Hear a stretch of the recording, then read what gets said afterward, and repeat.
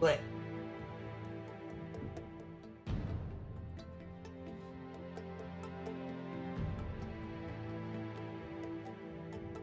baby, where the hell? Where the hell go?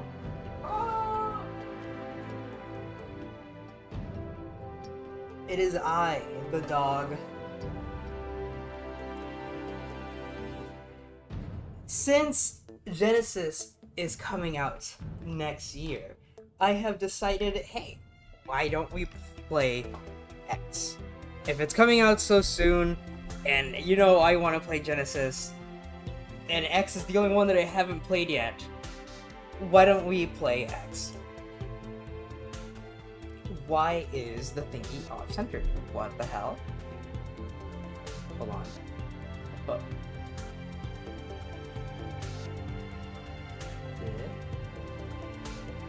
There we go.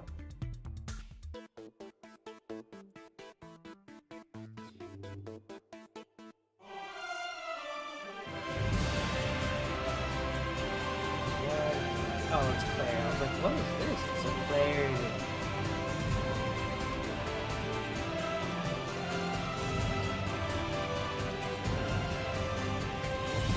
Okay, so, hello D's World. Hello, Day, Lizzie. Heavy Webbington. Hey, Stinky! No, I'm gonna kill you. So, why don't we start X? X is an oddball in the series, as, for those who want to know, this game came out after 1, before 2, obviously, but it has a lot of things that we will see in later games and in the past game, but also things that never appear again, and for obvious reasons. Again, this is separate from the 1, 2, and 3 timeline, unless you count the 2's DLC, which technically 2's DLC isn't canon, but shut up.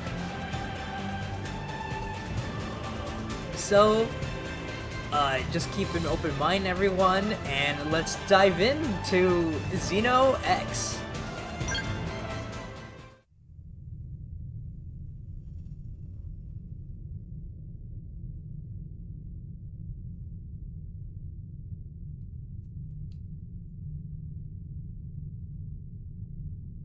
A game by Nintendo. Fun fact, Nintendo did make this.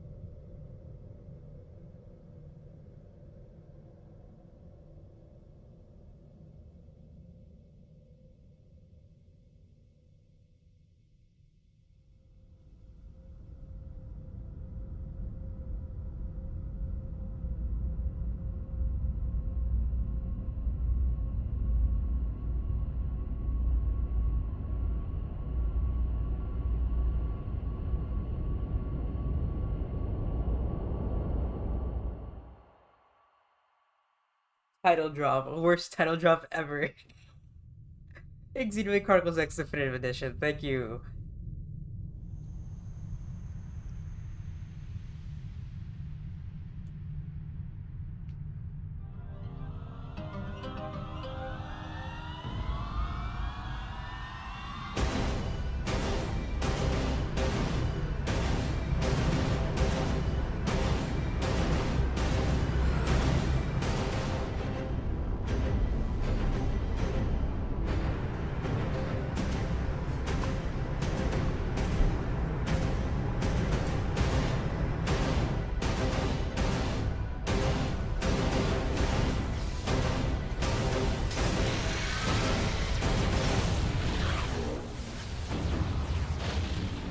July 2054 AD. The Earth was caught in a great battle between unknown alien forces.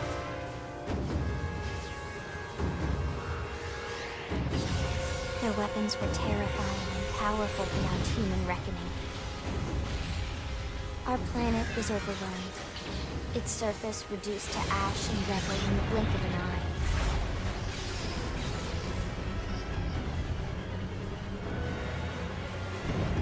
coalition government knew the war was coming. In response, they prepared the Earth-like colonization project, Project Exodus. Interstellar arcs were launched all across the planet, from every major city on Earth. Bravely, we leapt from our cradle, our home for the last 4.5 billion years. But most of the arcs never even made it out of the atmosphere. Only a small handful managed to escape. Among them was our ship, the White Whale.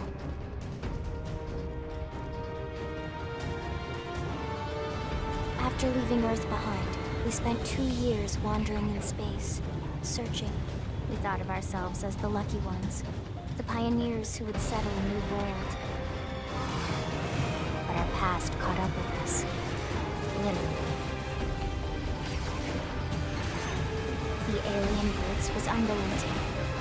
If not for the efforts of a lone hero, we would never have survived. Our ship took heavy damage. We lost control.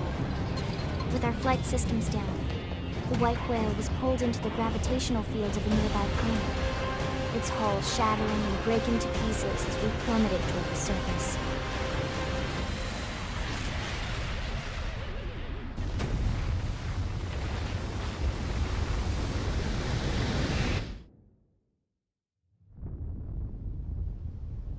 Since then, 2 months have passed.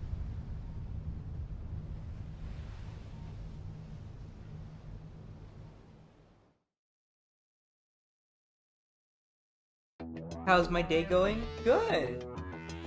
So, here's the first difference among 1, 2, and 3. The main character is an OC. That's right, the main character is an OC, everyone. Whether or not that's good or bad, that is up to you guys. What do you all think about— oh my god, it's been that long. What do you all think? Is making an OC good, or plus, or a negative for y'all? Wow, it's John and Xenoblade. That is true, that is John and Xenoblade right there. Xenoballs sex. True. But that intro sure is different. What is it? What is it? As you all saw, what is it? Earth is extinct and the only people to make it out is America. And not even that, one city of America. Which sucks. British people, rest in peace. We're obviously gonna go with female. Now, these, I didn't really understand what these face selections meant. But basically the way these faces determine some pre-made things, such as hair. Depending on what face type you start with, it changes the hairstyle you get, which is weird. Like, let's say with this first hairstyle right here, with this first skin base, we have the option of getting Mia's hair and Mithra's hair. Just let you know, if anyone's thinking about getting the Wii version, Mithra and Nia are exclusive, obviously, to the Definitive Edition version. So we can go with Mithra's hairstyle or with Nia's hairstyle. There's also a bunch of other ones here for this one. This is cute. Face selection. If we go back to the third face, we can get if you go to the third face, we can even get where is it? Right here, special. Wow, Fiora. There's Fiora's right there, so you can be like Fiora if you want to, which is nice.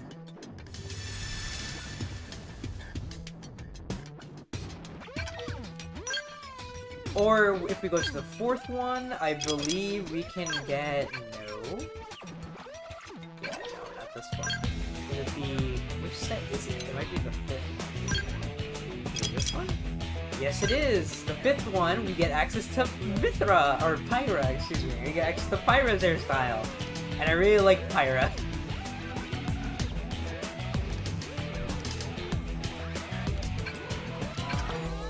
But chat, should we really steal another girl's hair fit, or do we make our own fit, is the question.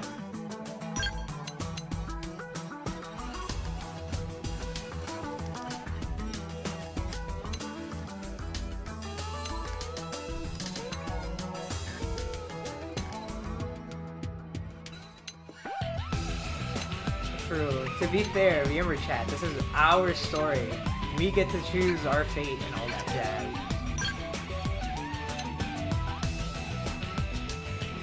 Also, just to let everyone know, this is the boosted version that's on Switch 2. Now, a lot of people say, if anyone knows anything about the Switch 2 edition and not like the Definitive Edition, people said the Switch 2 edition is bad because it messes with some graphics.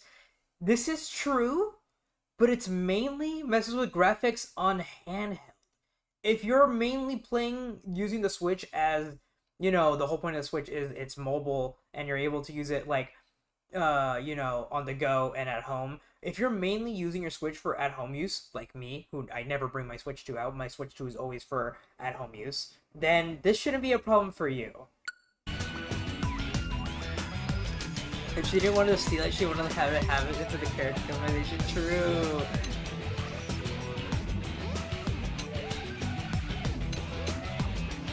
Okay, let me take a little bit closer look at the eyes and let me see what hairstyle we want.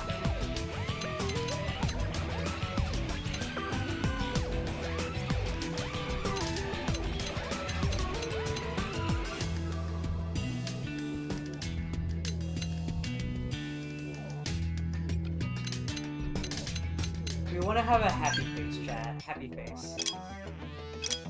As for hairstyle, I'm thinking about it. Pyra is cute, but I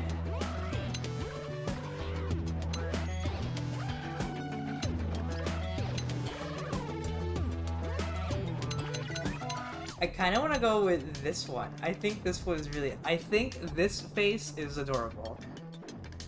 We're gonna go with this one. And if we want to go for Pyra, we can always come back for Pyra. Look, you even get her little tiara. But it's also special, you can take off the tiara if you want.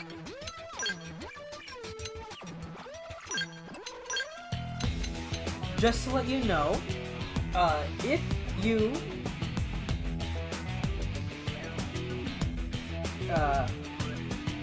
I just want to I should let you all know that if you wish to change your character, you can change your character's appearance later, but you cannot change your character's name.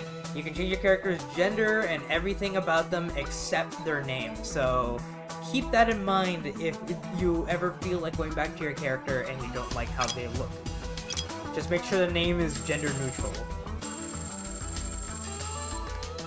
We can make her short as hell, but I'll keep her like around here. Skin color... The skin color sucks ass. Like, oh my... This is something broken within the Switch 2 edition. The Switch 2 edition fucks with the colors. The colors don't kind of like... They do not correlate to what's on screen. So, good luck with trial and error.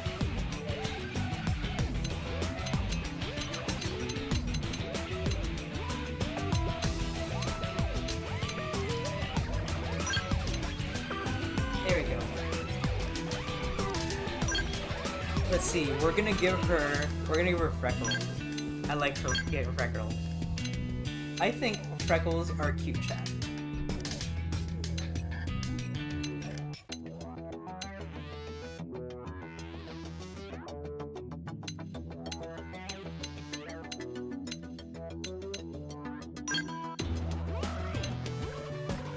And you know what? Just because I can, I'm gonna put a mole on her underneath her eye, because I also think that's cute. Oh, here comes the fun part. Hair color. We gotta make it like a nice greenish color, or is it good? Ooh, that one's cute. I know Claire's here. We're gonna go with like that color. then we can change the tips too.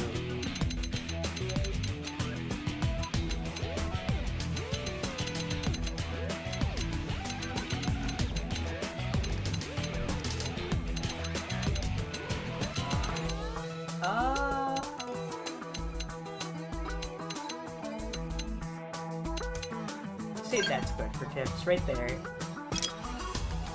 Eyes! Chad, I have no preference for eyes. Some of you guys are like really freaky though.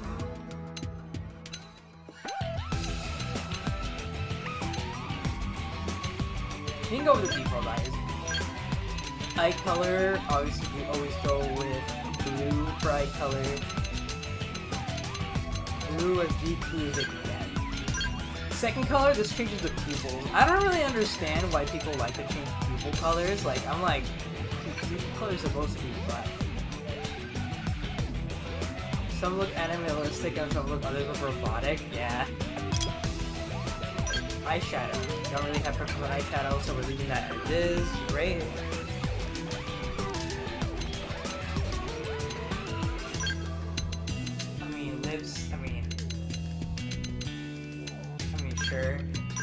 Base paint. This is what I was looking for. Freckles are very cute. I agree. Awesome. Now we have like awesome face paint. And we can give our character. I'm gonna look around and see what we can give them.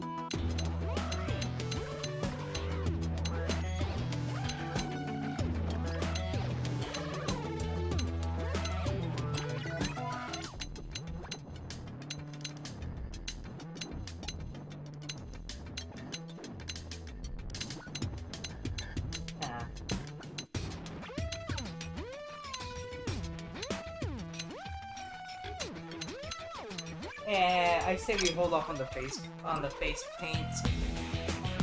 Here comes another part. Why? Voice. Obviously, custom hero, custom voice. All right, they staggered me, huh?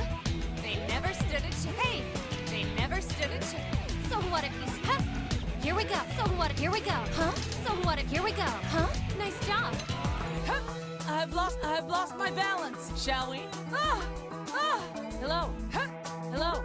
You're in. What do you say? Here goes. You're in good. We did. Here go. Huh? We did. You're in good hands. Hey, hey. I'm. What? We sure. I'm. What? I like classic, cause. What? Hello. What? Hello. Hello. Let's get on with it. It's Fiora. What? Shall we then? What? Let's get what? Yay! We win! They have Fiora's voice actor on here. Let's go, shall we? Just tell me what. Let's go, shall we? Huh? Chat, I'm in between independent. Nice. Here we go. So what? Huh? Or Fiora. Hello, shall we then? I've lost my balance. They have Shulk on the male side. Yes, they do.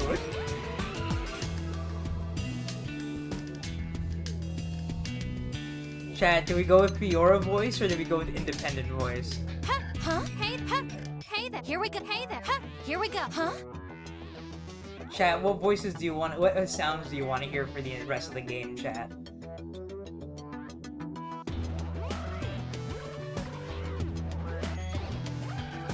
I'm debating right now. Right now, debateful right now between independent and classic. I don't know.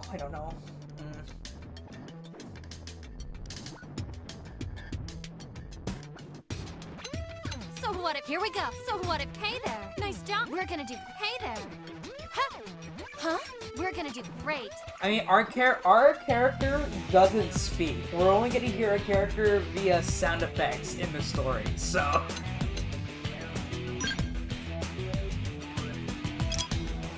Just to let everyone know, there is one more slider in the Japanese version.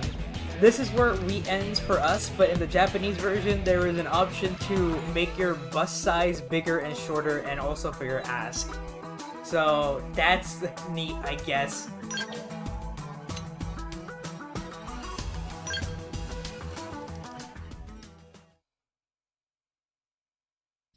They thought us Americans that's too powerful for Americans, I suppose.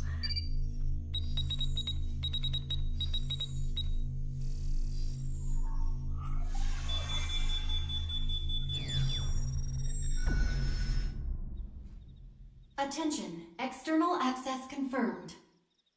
Disengaging stasis in 10 seconds. 7, 6, 5, 4, 3, 2, 1.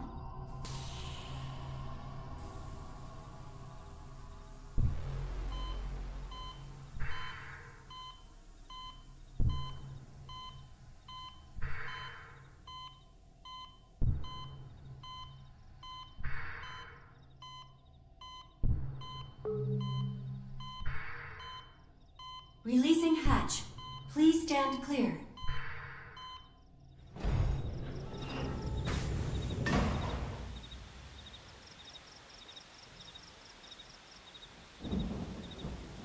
Hey there.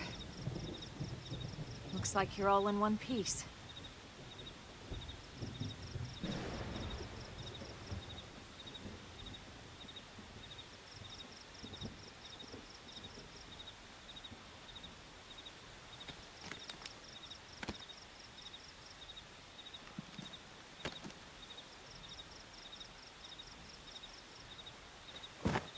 Careful.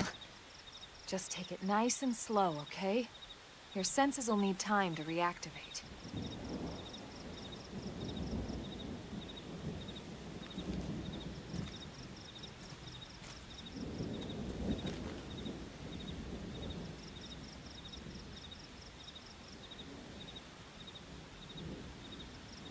Your pod is the only one around that landed intact.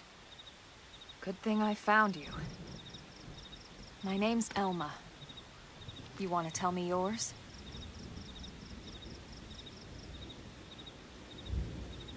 You don't even remember your own name? It must be the stasis hangover. That's not good. Just try and focus, all right?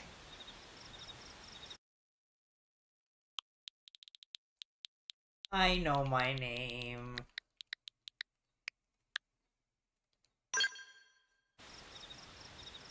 Good, there we go. What else you remember? It'll come. In the meantime, I'll get you up to speed here as best I can. How are your limbs? Can you move? This dialogue box, just to let everyone know, I have not beaten this game yet. I'm not even halfway through this game yet. But I wanted to stream it. And I want to let you all know this. This is something that happens often in this game. There are constant dialogue boxes because they talk to your character a lot and they want you to respond. We'll take it easy while you shake the stasis out of your system. One step at a time, all right? First things first, you'll be needing a weapon. There you go. All right, let's get going.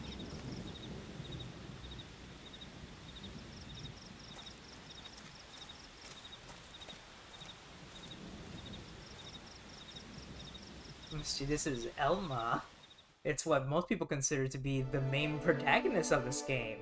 Prologue, Awakening. Follow the exclamation mark. This tells you where to go for main story quests and for all quests.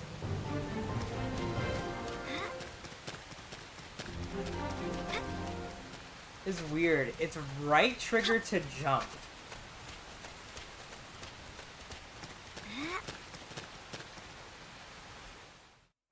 Right trigger to jump is certainly a choice.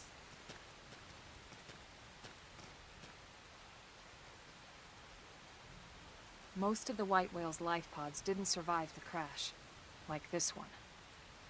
You're one of the lucky few. Right. You don't even remember the white whale, do you? You know, the L002? The ship we escaped Earth on? You remember Earth, right? planet Earth. Your homeworld. Or rather, it used to be anyway. Unfortunately, it was caught in a battle between two alien forces. And destroyed.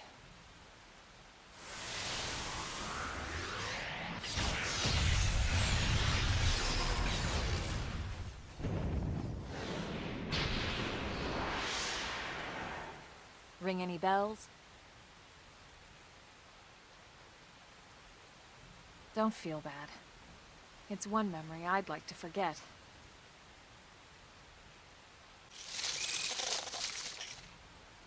I know. It's been following me for a while now. I didn't want to alarm you, but we're going to need to defend ourselves. You up to the task?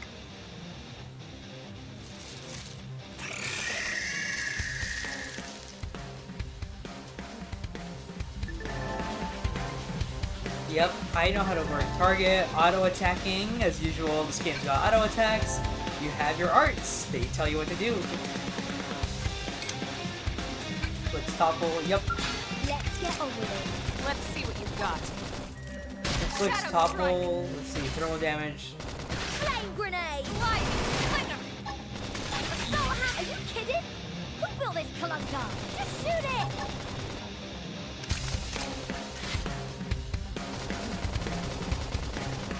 That is also a lot of damage numbers right there, because it's a gun and not a weapon, not a normal sword.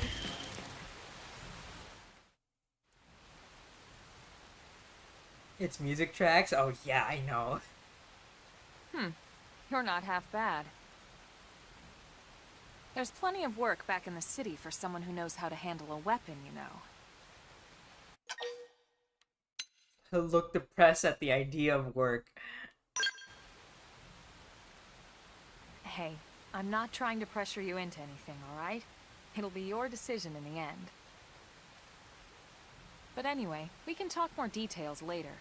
For now, let's keep moving.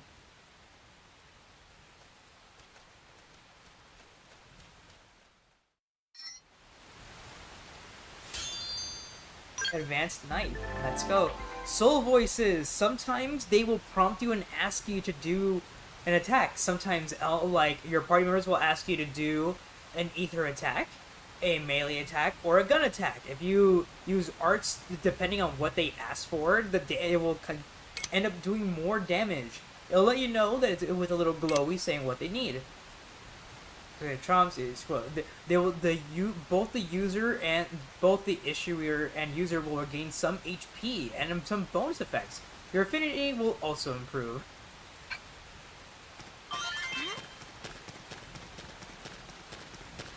It's also really weird.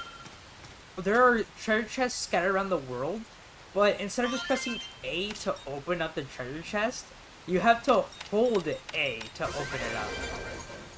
Because you're hacking the treasure box, and you have to hold A to hack the box open, I guess? I don't understand. That's weird, right?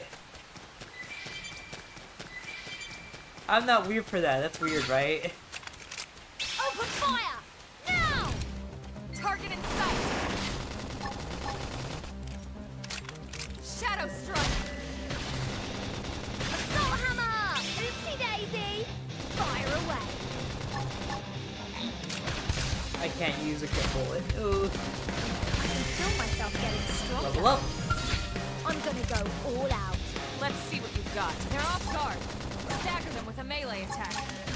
Yes! I can stagger them. Scream edge! Flame grenade! Sliding! Hang in there. We've There got you a go. way to go. We got him. Let's move.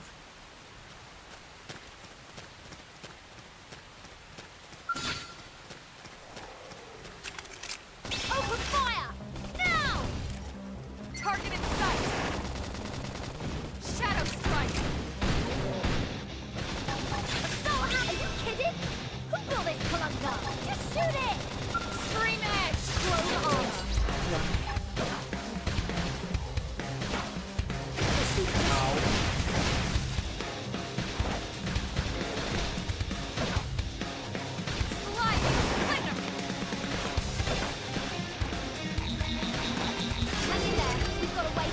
Mecha! got it. Again, Let's nice. move. Yum, yum. My first gold drop, nice. Let's get on with it. Let's see what you've got. Shadow Strike! Assault hammer! Oopsie daisy! Fire away. I can't use it what I'm asking for. With G.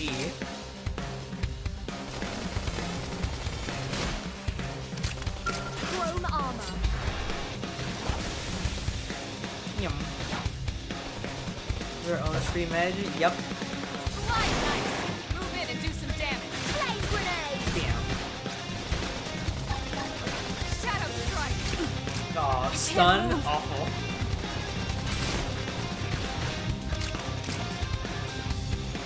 Hang in there. We've got a way to go. We got him. Let's move.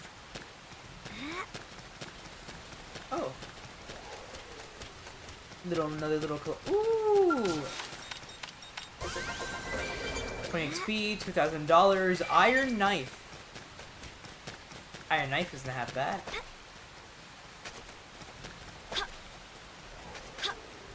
Anything else around here? Doesn't look like it.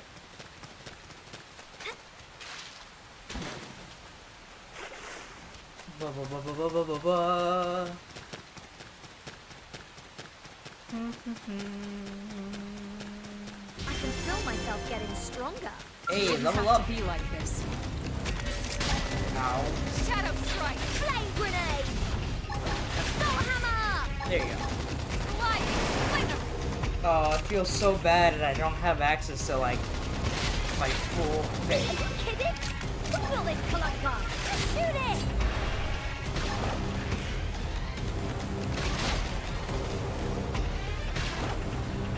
That could dent it. Move in and keep the rhythm going. Oh my god, it's such a slow cooldown. Slide! Yay! We win. Nice work. Slit Edge, not bad.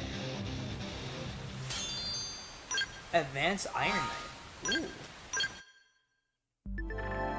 Yep. The weapon power's rating is valued broadly by expression of how strong the weapon is. However, when you're not sure if it's equipped, it's a bad idea to go idea with a higher stat.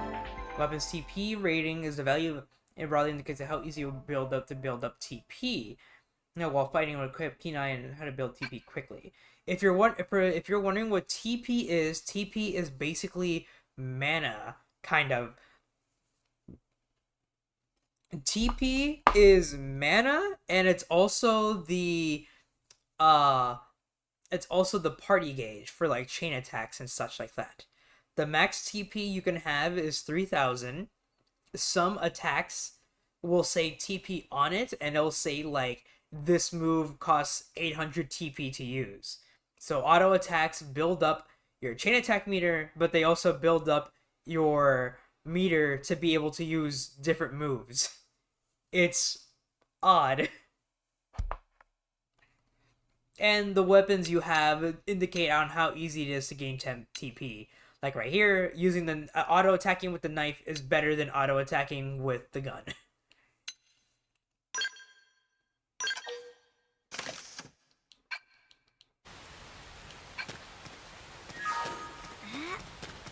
As you can see, we're almost at max TP at 3,000. Emma has 800 while we have 2,300. We're almost at max TP. I don't have any TP moves, so I don't think I can really use that on currently.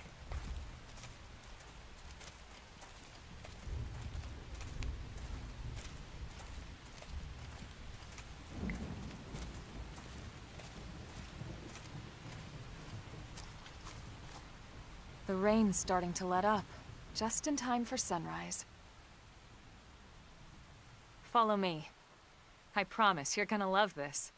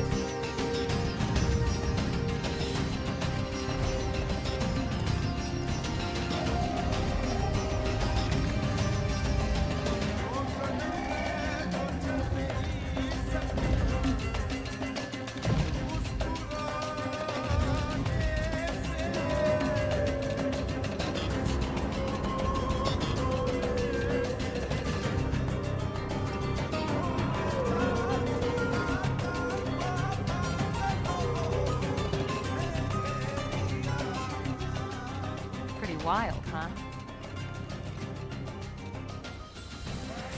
They're all indigenous, as far as we can tell. We need to learn to play nice with these guys if we're going to try and coexist together.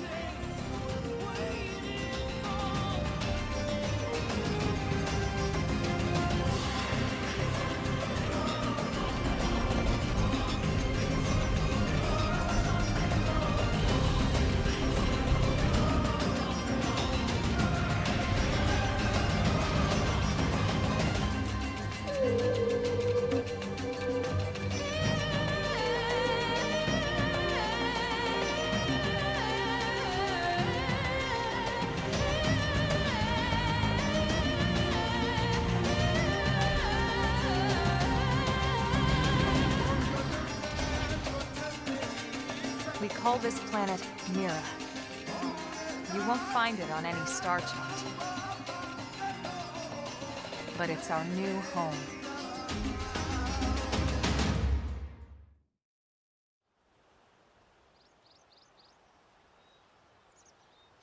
Recognize the habitat unit? That's where we're headed. Watch yourself. That first step's a doozy. We can jump if you like. You could handle the fall. But the indigents down there are another story. Some big, some mean, all nasty. Given our options, the high road here would be the safer way to go, relatively speaking.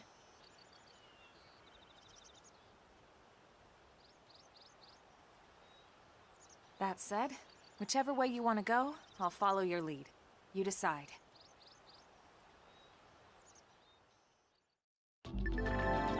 The enemy detection status. There's obviously, if the enemy has nothing above their name, they're passive. They won't attack you. If they have an eye, they're activated via sight. If they see you, they'll aggro onto you.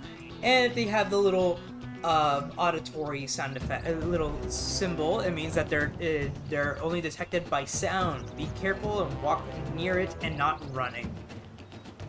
Simple. You know how to sprint, auto run, not bad.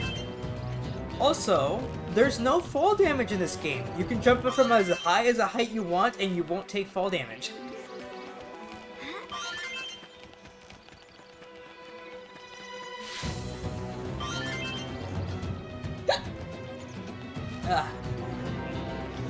Another thing is NPCs with a little thought bubble. You don't need to talk to them. Walking near them will tell you what they're saying in the bottom left. They just have random information to tell you, nothing really important, so you can walk up to them.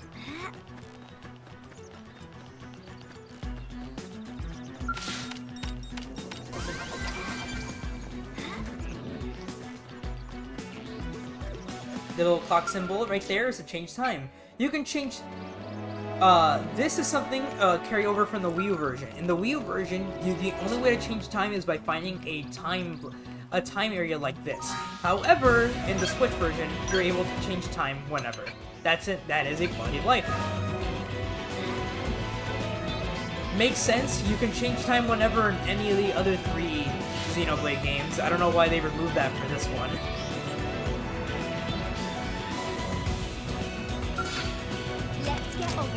Engaging. Lay down some fire for me. Lay down some fire for you? Got it. Sit in dark. Slide. Boom. Lightning. Shadow strike. Slit edge. Assault hammer. Scream edge.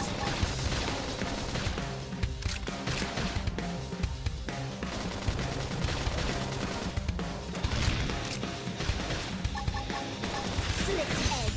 Hang in there. We've got a way to go. We got it. Let's Flame move. grenade. They're off guard. Slit Stagger edge. them with a melee attack. I can stagger Flying. Lightning. Got it. Daisy. Fire away.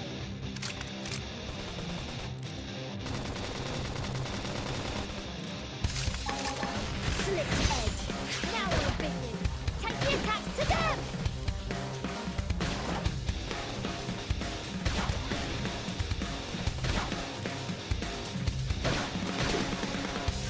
Flying. Lightning.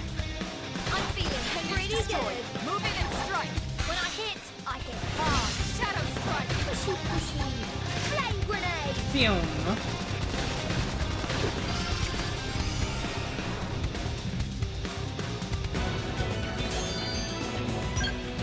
Ah, I'm dying. Thank you, whoever. What?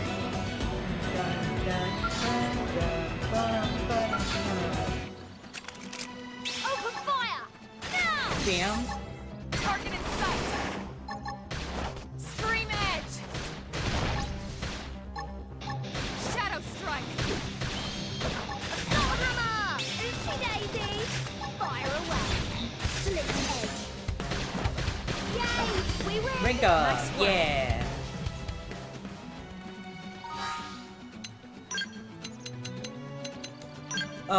There is a difference between level up and rank up. Your level is different from your rank.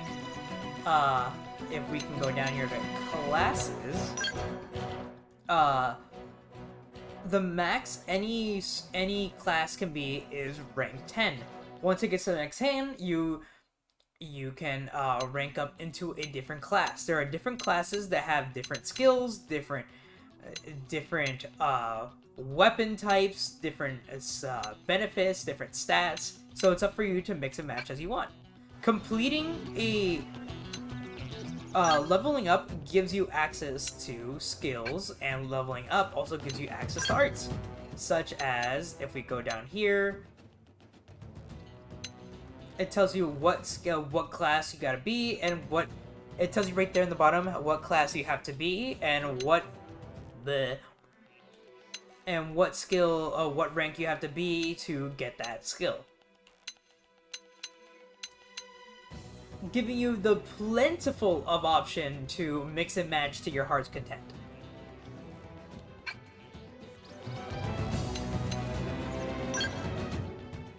Anything new? Ooh, Scouter.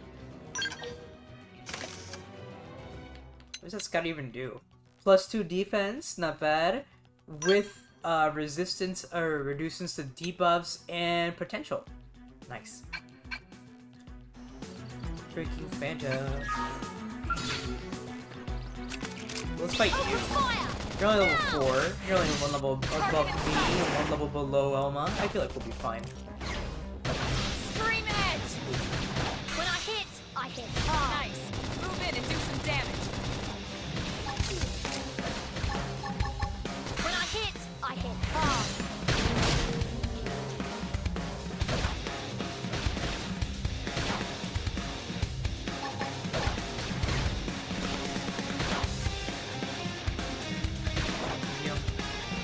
Slide for up against a big target! Buff up now! Ow. I'm all set. Let's do this. Defense. Slit. Boom. Downward business. Take the attack to them. Flame grenade. Kill me. I should You be can't up first. afford to be sloppy. That one was a Now beauty. it's my turn! Set up. Appendage destroyed! Stagger, Move in not and bad. strike! Also, that's another thing. It's not called break in this game. It's called stagger. It's stagger into topple into launch. Slinger! Nice! Move in and do some damage! Yeah, level up. Appendage. Right, this is another thing. If you've been noticing, when you get a kill on an enemy, it'll drop a treasure chest, and sometimes there's a lot of items, sometimes a lot. The main thing you want to do if you want to kill the enemy is the body. However, you can prolong the battle by hitting different parts of the body, the head and the posterior or butt. Sometimes they have different appendages, and the appendage health bar is the yellow bar. If you manage to break off pieces of their body, they'll drop more items when they die. Smashes the worm. And sometimes they'll even drop rarer items when they die. Now, my turn! Oopsie daisy. Fire Right! away. Appendage destroyed! Move in and strike!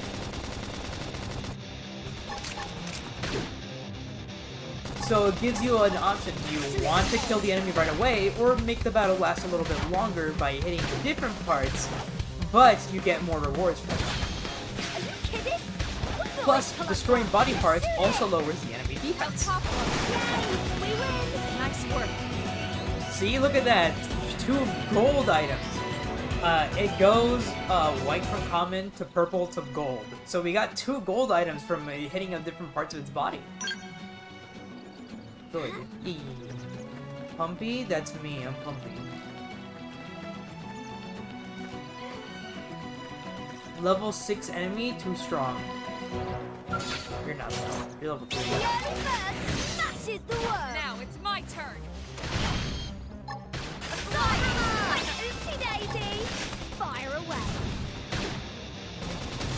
Oh, the level 1 noticed us. Sure. Melee chrome armor. When I hit hard.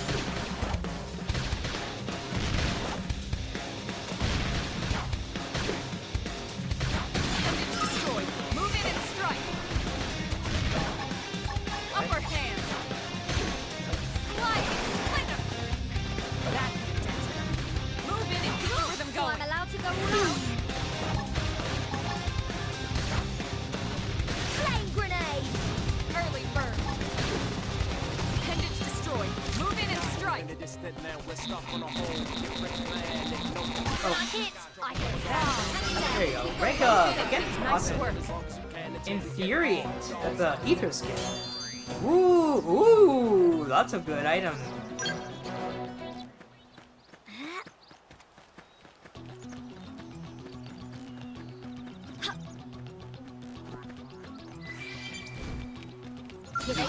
Oh, what? Ether draws, inflict a taunt to draw a target's attacks. Well, I'm not one for aggroing. I'm not one for tanking, so that's not really a skill I would like. Don't let up. Appendage destroyed. Move in and strike.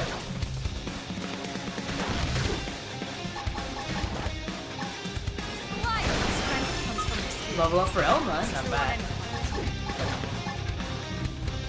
Shadow strike. Stagger. Nice. Early bird. Clone armor.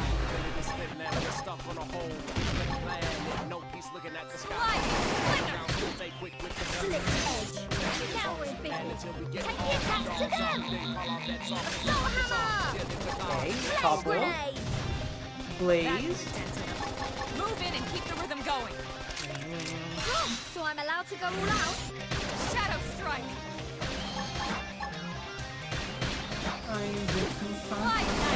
Move in and take some damage. Nice work.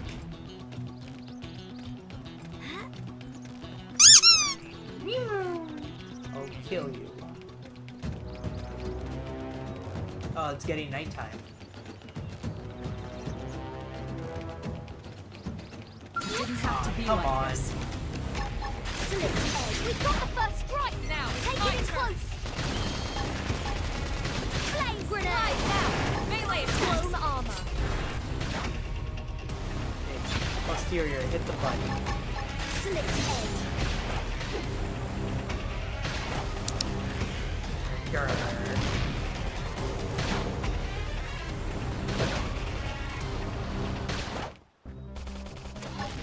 Slick edge. And good. Okay, both body parts destroyed. What the?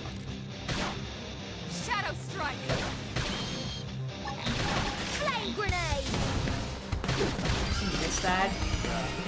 Ooh, side slash. Velma, not bad.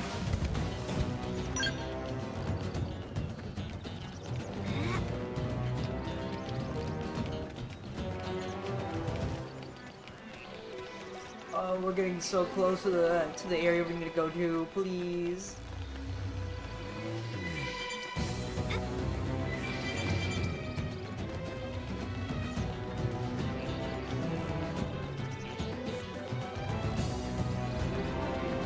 Landmark! Awesome! As usual, as most of Xenoblade games, when you die, you go back to your previous landmark. So, it's so good that we finally found one. Slick edge. Side slash. Soul hammer. Sliding. Flame grenade. Scream edge.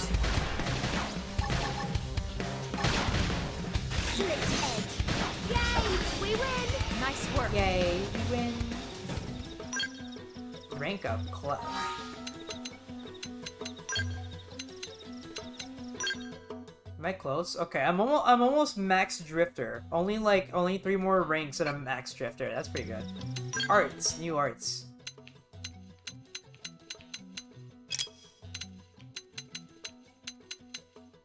Also, winning battles gives you TP, and by doing other stuff like getting achievements, doing side quests, other stuff like that gives you TP. TP lets you use it to, or BP, I guess, gives you points so you can upgrade your arts. Every art can only be upgraded 5 times, but that's because skills can also be leveled up. So besides upgrading your skills, you can also upgrade your arts, or other way around. Besides upgrading your arts, you can also upgrade your skills.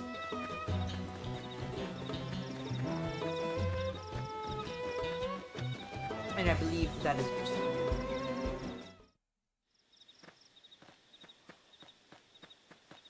Looks a lot bigger up close, doesn't it? Here we are, the US of A. The white whale was one hell of a ship. Until it all came crashing down, at least. That's the West Gate. It's closed off now for security reasons. But we've repurposed a freight elevator that will get us inside.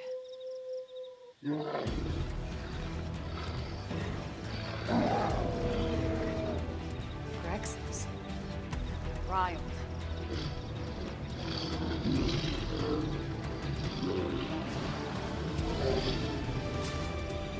We can't leave them roaming here, not this close to the gate. We're gonna have to take them down. You ready?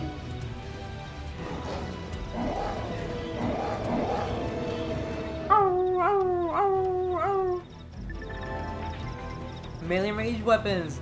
The weapons you use are force, but between melee and range, you can use them and switch between them with X. Melee weapons can deal attack close range, tend to do more damage, while ranged weapons can attack at range, but tend to hit multiple times, but damage per hit tends to be lower. These are art, you'll automatically switch over to the weapon that the art is associated for. Melee arts, gun arts, and then you have ether arts, and then status arts. Arts that are associated with the roll can be wielding, melee range between cooldown after ready for use, called secondary cooldown.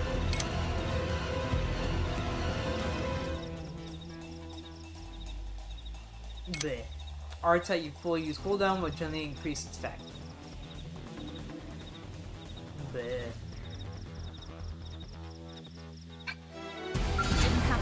So basically what it's saying is that you see how like this green art and this one, you see how it's still going up even though it's already ready. If you let the cooldown go a second time, it's a stronger use. Usually more damage or more damage or more healing depending on what the art does.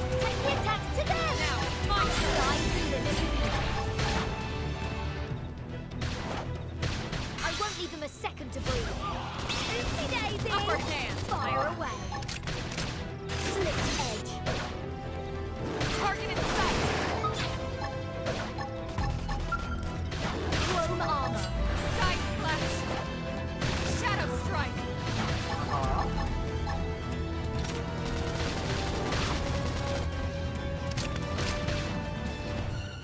Wow, hide. Slit edge! Assault hammer! Light grenade! There you go. Dead.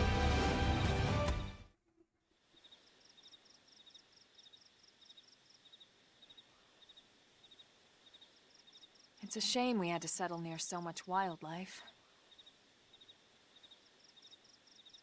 Luckily, some species aren't so hostile, but they aren't necessarily friendly either. I've come to learn that there's a fine line between self-defense and provoking a fight. We need to walk that line. All right, let's head in. Who knows? Maybe seeing the inside will jog your memory.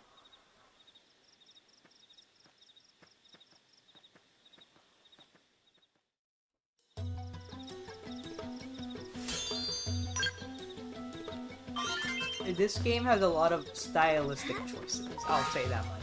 Also, active members. This is a little bit weird.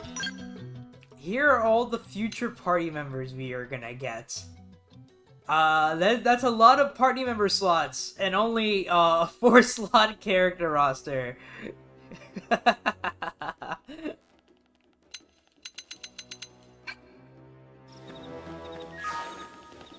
Actually, changing class. What are my what level? I'm still 7. Okay, I did not level up Drifter. I thought I did.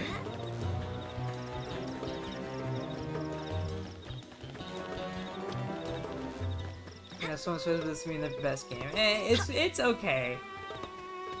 Just so you know, like last time there was people with a speech bubble. Normally people with a speech bubble are not important. They're just there to give you like, you know, generic info. If they have a name though, if you want to enter the city, you'll use the elevator up the stairs. Probably open the gate as soon as probably there's trouble. Until then, we forgive the inconvenience. Please stand by. Talking to people will add them to the affinity chart. We have Elma, and there's the new guy we just got, Piers. As for these people, don't worry too much about them. It's just currently online people. Other people playing the game currently. No name, not important. Tap.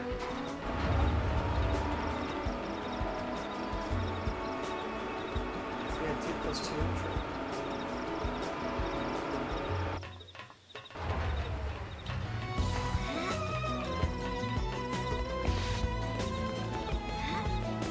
There we go.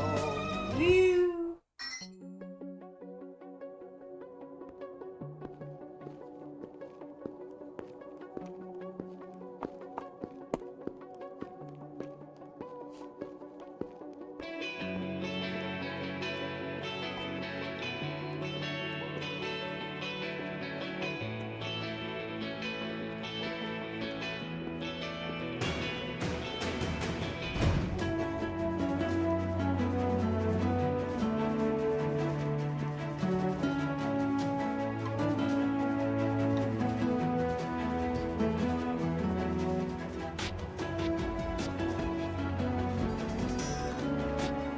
Well, here we are.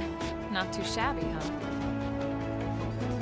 For a giant beach spaceship, anyway. But, like it or not, this place is our home now. We took the name from the city it was modeled after back on Earth.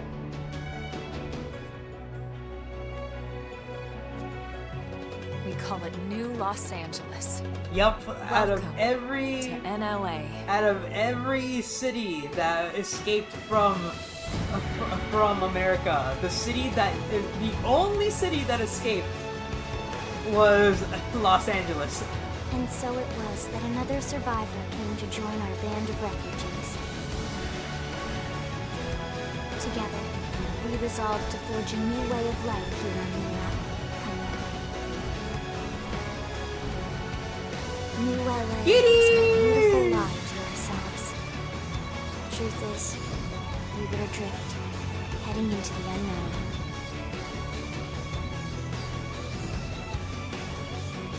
Our native home was gone, swallowed in a shroud of light.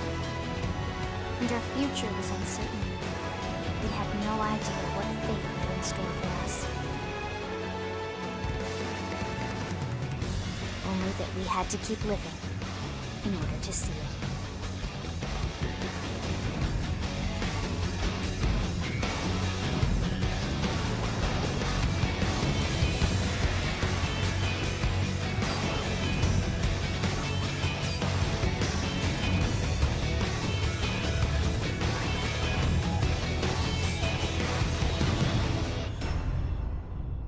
There it is, the real title drop.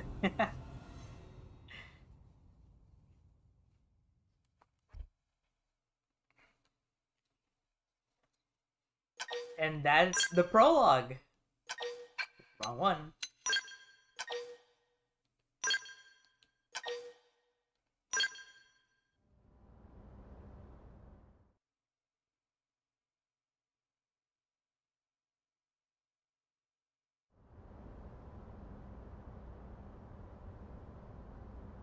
How about a quick tour of the facilities to refresh your memory? Let's start with your living quarters. Follow me.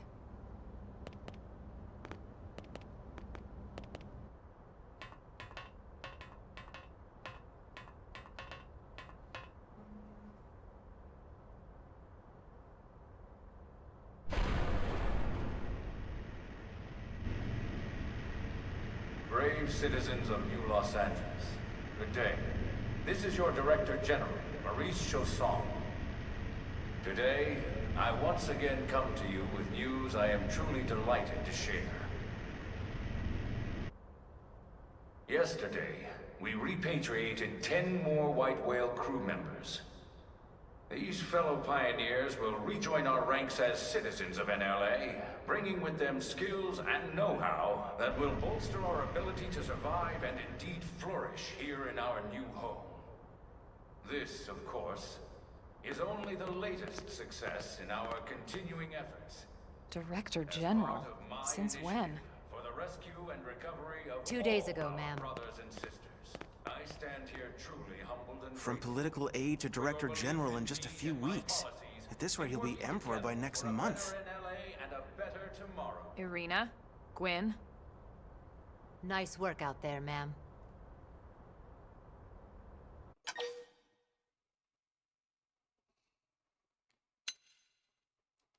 The three of us were in the Coalition forces together.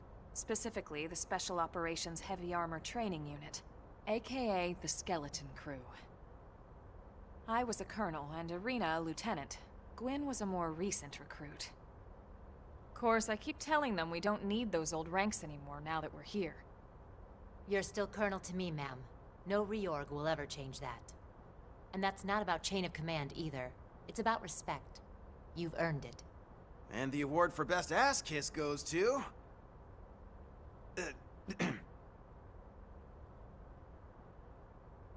Well, I'd remind you both the ma'ams aren't necessary if I thought you'd listen. This one of the survivors, ma'am? The survivor. I only found a single pod intact at Starfall Basin. Wait, what? What happened to 10 more crew members? Come on, seriously? Chausson was never one to let the truth get in the way of a good speech. Still, every last survivor counts. You can call me Irina. I'm with the Interceptors. Me too. Same division. You can call me Mr. Evans. Or just Gwyn. All right, ma'am. We should be getting back to work. Until next time, Colonel. Right. We should be going too.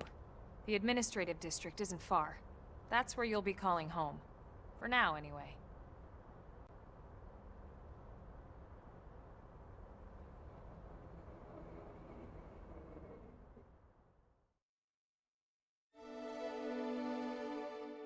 Chapter 1, New Los Angeles.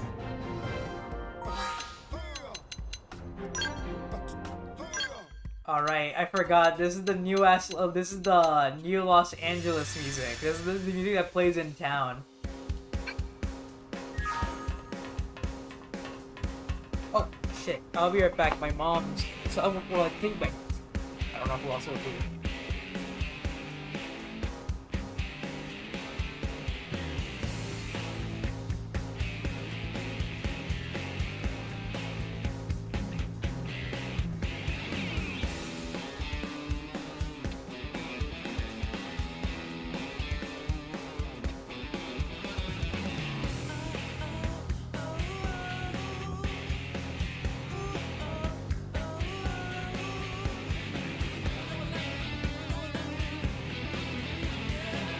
My mom just letting me know that my birthday present is on its way.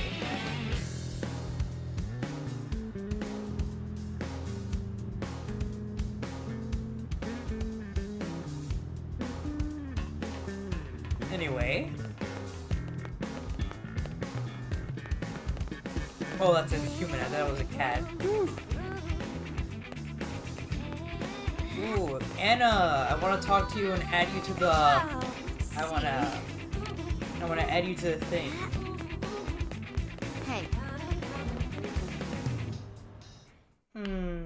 Hi, Claire. Hi, Claire. Hi, Claire. Sounds about accurate, always striving despite its hellhole. It is true.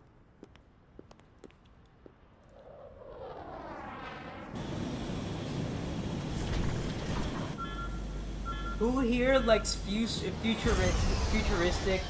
stuff, Gundam and or Transformers? Cause you'll have a field day with this game.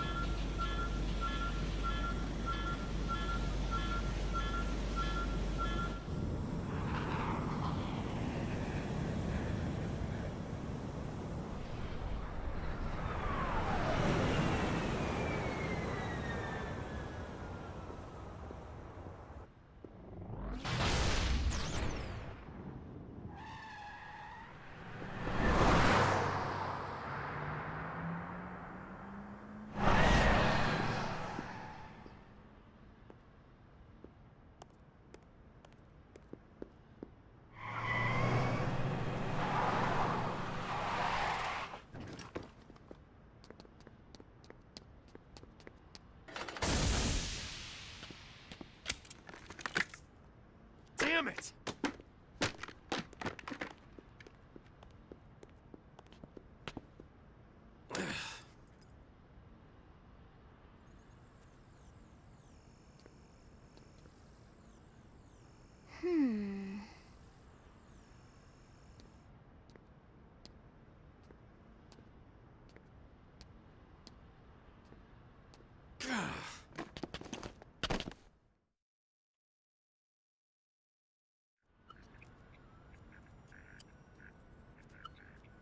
Look, I know what exhaust smells like, and it was exhaust in the cockpit. Just check the ductwork, would ya? Oh, I'm checking. I just seriously doubt... Hey, look at that! The intake exhaust bypass is reversed. Oh man, it's a good thing I caught that. You caught that? You're the one who cleared me to fly! Everything okay? It's not like you to flub a flight check, Lynn. Good thing you had a rugged pilot like Doug at the controls. Oh, hey Elma. How'd it go out there? And would this be one of the you-know-who's? Cool. I'm Lynn Lee Koo, mechanic and top all-around fix-it gal for Blade.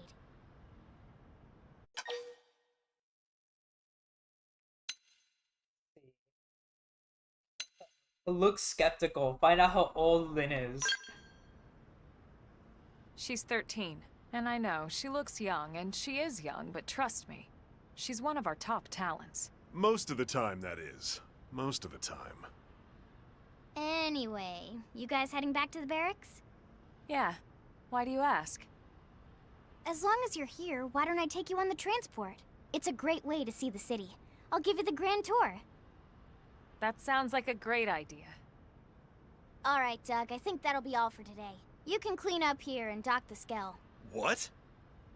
Don't mind the exhaust. I'll take care of it tomorrow. Don't mind it? Wait, why am I cleaning up your mess in the first place? Lynn! Lynn! Was that Patrick said, I don't know, not know. Anyway, change your party members. You can add, from the active party, there will be select allies from reserve that you cannot change in the party when they're around.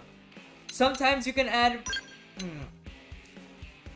Sometimes you can add people into your party, sometimes you can't. It depends on, like, during missions, certain side quests, blah, blah, blah. You know. Anyway, Lynn, Shield Trooper. Basically, our tank. Good to have one.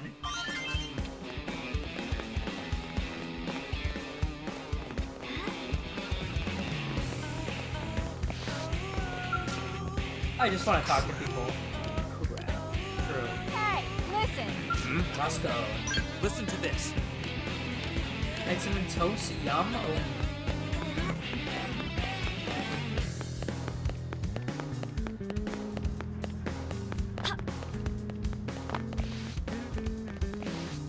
Oh my god, walk.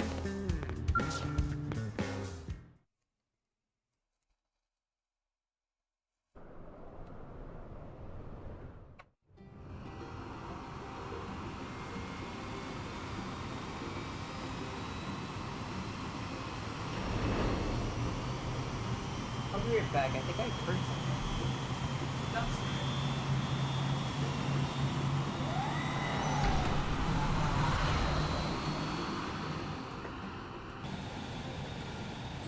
Not bad, huh? You can see everything from up here. It beats walking, that's for sure. The best way to see NLA. I never get tired of this view. It's like a different city every time. It's certainly come a long way in the last few weeks. There's still so much to be done. One day at a time. Speaking of which, we don't really have time for a full pleasure cruise here. Why don't you give us the express tour, Lynn? Just the highlights. Okay, you got it. New LA is divided into 4 districts. We departed from the industrial district, where Doug and I were conducting the flight test. It has food production, skill development, you know, industries and stuff. It's also where the West Gate is located, remember? Expect to pass through there fairly often. The only other gate out of the city is in the administrative district, but I'm skipping ahead. Next is the commercial district. Restaurants, galleries, cafes, clothing, groceries, you name it. It's a veritable shopping paradise. The CD is the closest thing to a downtown we've got. It can actually get pretty crowded sometimes. Well, by NLA standards anyway. Day or night, the best and only bargains on the planet. To your right, the residential district. Housing, housing, and more housing. Well, plus a nice park and the cathedral. If you're ever looking for quiet time alone, or want to relax and unwind with a good book, that's the spot. Right? The park is my favorite place to just zone out and chill.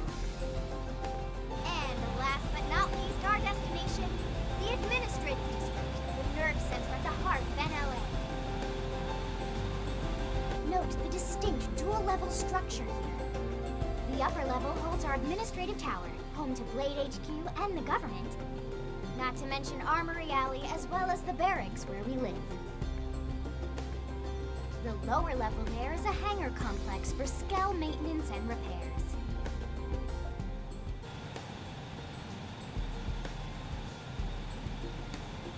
And this concludes our tour. We will be landing shortly. Thanks, Lynn. We'll save the rest of orientation for once we're back at the barracks.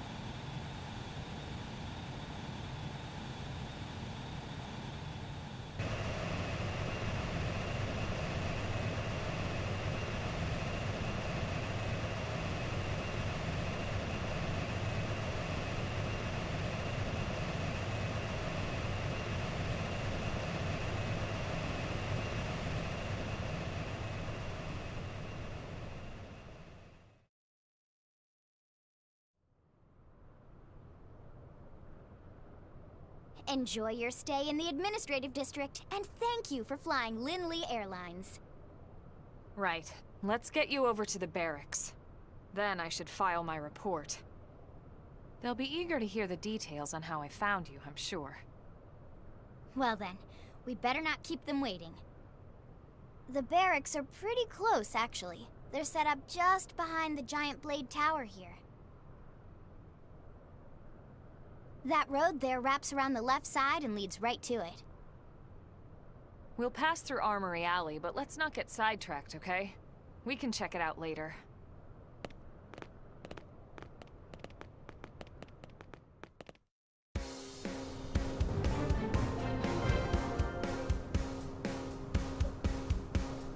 Yes!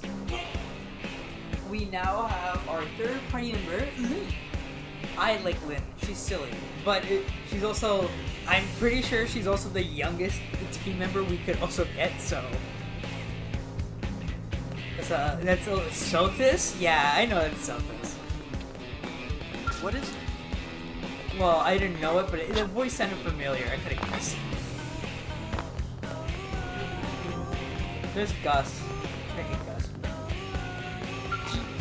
You must learn mechanical field skill to mess with that? Yeah. Sir, here's what I know. Stella, boss with Maurice. Wait.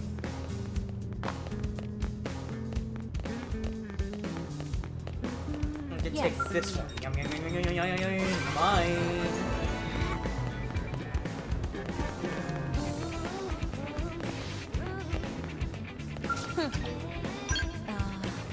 Well... Working hard? Huh. Hello, Sneers. Hello, hello. Am I right? Am I right? True. What? 3, 4. Well. Hey! You cannot use the shop right now, L.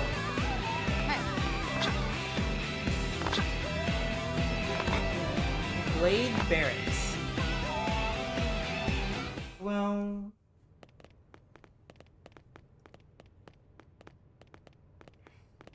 And here we are, the Blade Barracks. Consider yourself our guest until we finish getting you registered. Feel free to come and go as you please. Let's see. Ask about interest, look away, frown and say nothing. No, I'll look interest. This is new to me. I think I can answer that one. So, you must be the latest rescue.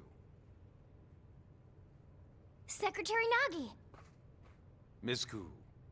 Chipper as always, I see. What can I say? Pep is my middle name. I ran into Doug Barrett on the way here, and he didn't seem quite so upbeat. Anything about today's flight I should know? No. Nothing to worry about. Good. Be sure it stays that way. More importantly, Elma, you found another one. Excellent work out there. Just doing my job, Mr. Secretary. Now, as for officially registering our new citizen here... Why don't we talk inside? There's a lot of ground to cover. It could take some time. Ah yes, of course. Forgive me. You must be weary from the stasis and your journey back to us. Please, after you. I'll put on some tea.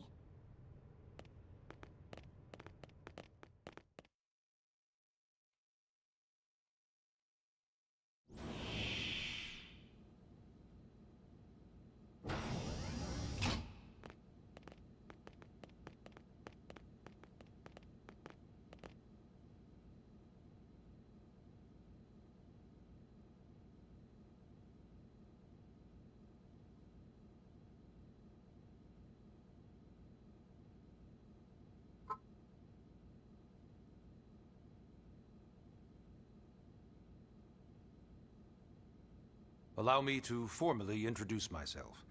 My name is Kentaro Nagi. You may remember me as Captain of the White Whale, but now I serve as Secretary of Defense here for New LA. The provisional government has charged me with keeping the peace, so all military and police matters fall under my jurisdiction. He's also my superior officer. And he'd be an excellent person to talk to when you're ready to start looking for work. What about a job right here with Blade? She seems capable. Let's give it a little more time. At least until she knows enough to be able to make an informed decision. She seems to be suffering from some form of memory loss. Memory loss? From the stasis? She could barely remember her name, and nothing at all about what happened to Earth or the White Whale. I see. Though, come to think of it, the entire lot of us have only been on this planet for what, 2 months? It shouldn't take very long to get caught up. My thoughts exactly. Well then, where should we begin? Well, I thought you can just do one thing. Yeah, we had to do all 3 of these, so might as well just go in order. Inquire. It started at the end, 2 years ago. The end of Earth. The casualty of a battle between 2 hyper-advanced alien civilizations. Their technology and weapons were beyond our comprehension. We were like infants, naked, powerless. The Earth was reduced to ash and blown away.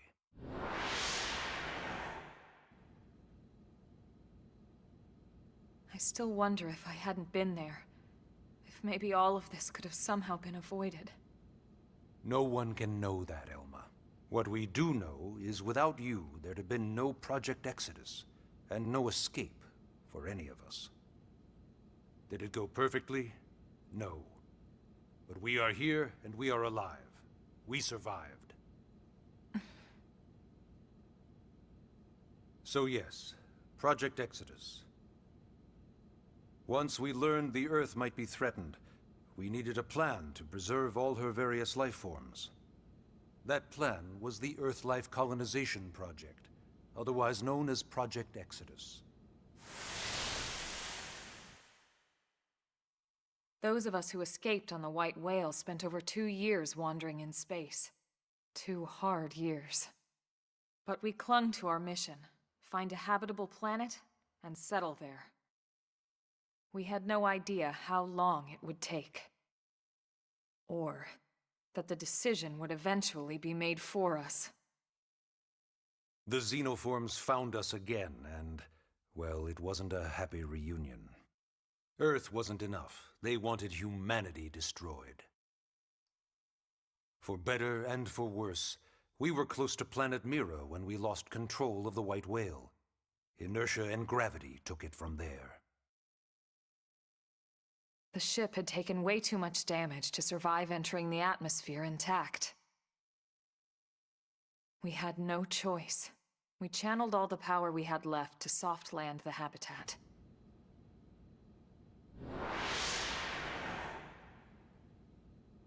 Once the dust cleared, we set to work transforming it into its current state. Searching for survivors, establishing Blade, installing the provisional government.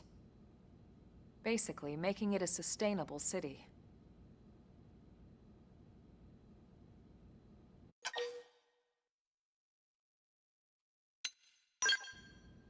About Blade. Blade is an acronym. Builders of a legacy after the destruction of Earth. Quite fitting, I think. It's a relatively new organization. Up there in space, we had plenty of provisions, and a crew trained to handle the limited amount of situations we might encounter in our travels. But of course, all that changed after we lost most of our ship and came crashing down here on Mira. We needed food, water, search and rescue teams, surveyors, police. The list goes on and on. It was too much for the provisional government to manage on its own, so Blade was born. The idea was to have one central organization with different disciplines to fill these various roles. Its core was pulled from the Coalition military, so it's mostly former soldiers. But fighting isn't our most important duty. Right now, we have a single top priority that supersedes all others. The search for and recovery of the Lifehold. Take a look at this.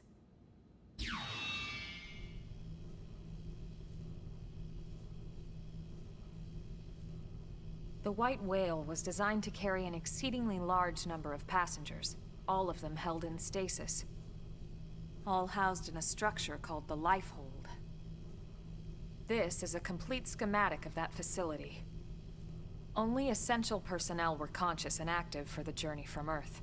The flight crew, maintenance engineers, and of course, some military so we could defend ourselves if necessary. But the vast majority were in the Lifehold. Are in the Lifehold.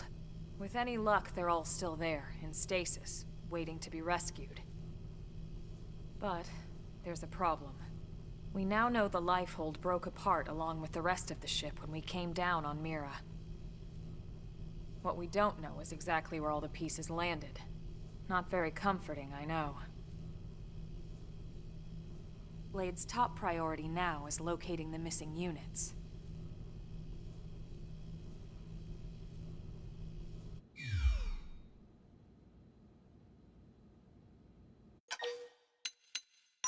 About registration. Ah, yes. All citizens of NLA are required to register their name, age, and occupation. We also ask you report any personal assets and take a short survey regarding your current state of health. All purely as a precaution. I'm sure you understand. As the caretakers of humanity's survival, we all have certain responsibilities. And hey, it's not all bad. Registering gets you access to all kinds of public services. In any case, I'm sure this is all a lot to digest. You'll be wanting some time. Ms. Koo, even I'm tired of hearing myself speak. Why don't you take our guest out for some air? Perhaps a tour of the administrative district. Yes, sir. Come on, we'll keep this briefing brief. Chapter 1.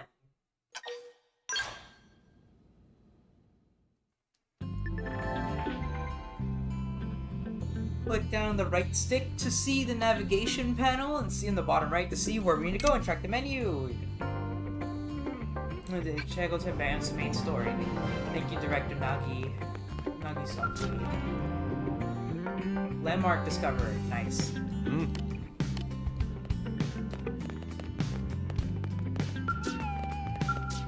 Can I use this now? Fine. But I hope everyone's day is going good. Thank you all for coming. It was so awesome. Oh, let's see what we're doing now, gang. You know, it's not every day we're authorized to let a civilian tour the administrative district. Yeah. Nagi must really, really want her to join Blade. The AD is a bit different from the other districts. It's got everything a Blade would need, all in one place, without any extra fluff. Get a load of that Skell. Even the way that they walk is so cool. Oh yeah, work it, baby.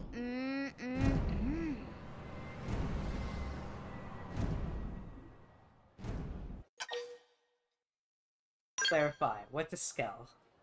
What? You don't remember what a Skell is? That gorgeous exoskeleton that just went by? Basically like the most incredible, awesomest super weapons ever? Lasers, force fields, bipedal and vehicular transformations. Sorry, I get so excited whenever I think about it.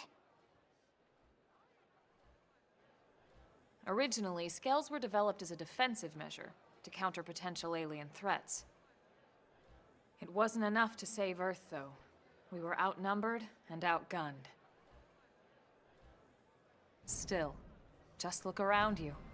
New LA has gone from basically nothing to this in just 2 short months.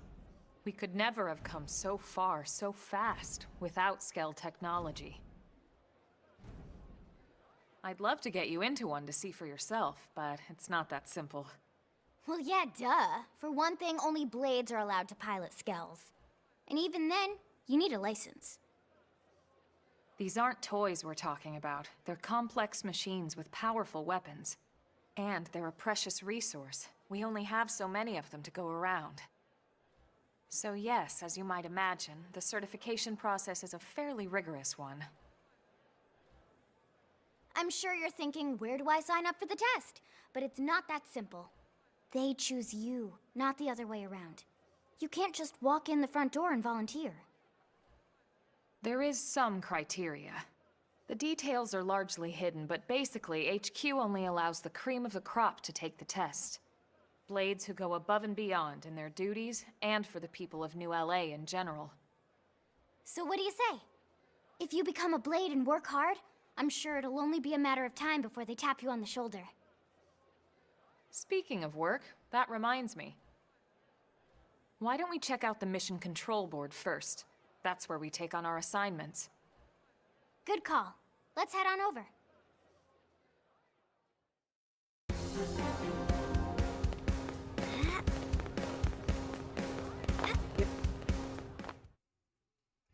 So everything's So this is Mission Control.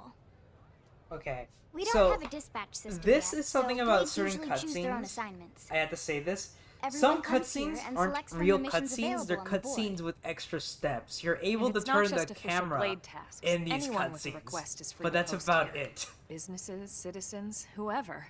I just tend Yeah, not to turn it's the basically how turn it anything and gets keep it at done the in angle New they LA, usually so the have board it is as. constantly updating. Just about every Blade will stop by here at some point in their shift. It's like our second weird. home. You'll always find a number of blades around here, blowing off steam or browsing mission control for their next assignment. Whenever I get freed up, I'll stop here first thing to check for any missions I might be suited for. Likewise. And if the assignment seems too tough to handle solo, that's what the scout console is for. We should show you that next. Hey, who's giving this tour anyway? We also have the scout console, if the assignment seems too tough to handle solo. And Elma just said that, didn't she? Hey. Bum, bum, bum, bum, bum, bum, bum. Yep. Ta-da! The Blade Scout Console. When the going gets tough, the tough go to the Scout Console. You know, to get tougher. If you do end up joining us, you'll quickly realize just how important this little kiosk is. A lot of the mission control assignments are too much for any one blade to handle. They tend to call for multiple members with specialized knowledge or unique skills. This console lets you search for and recruit other blades to fill those roles for just such an occasion. You can't spell blade without team. Sorta. Anyway, awesome, right? So, you're ready to join up? Hang on, Lynn. Take it easy, would you? What? I'm just saying you'd have to be some kind of an idiot not to want to join Blade. Or maybe a crazy person. Oh, and here I thought you might be pressuring our guest. Apology accepted. Now, how about a little shopping? And I'm not talking about the stuff over in the commercial district. I'm talking about Armory Alley. Listen. Yep. Wait, I saw a smoke container. There you go.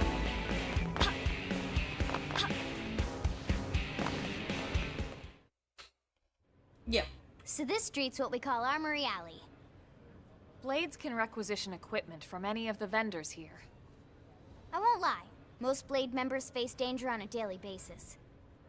Having the latest gear isn't about impressing your friends. It's a matter of survival. True enough. And that goes not only for your personal armor and weapons, what we call ground gear, but for skell equipment as well. You can even buy whole skells.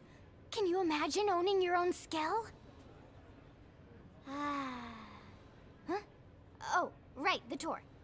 I think all that's left is the heart of Blade itself. Blade Tower.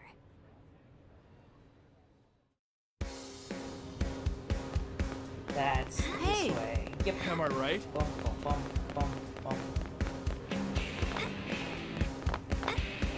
No. Oh, wait. Oh.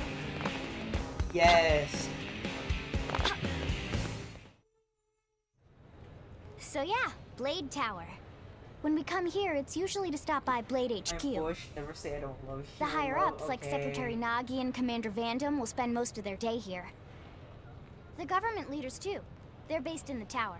Guys like our new Director General Maurice Chassan, for example. Blades sometimes report to the leadership here after we finish key assignments. You'll want to remember this place.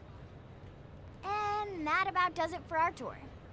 So, what do you think? Pretty amazing setup, right? You can't wait to join Blade, right? Okay, Lynn, seriously, that's enough.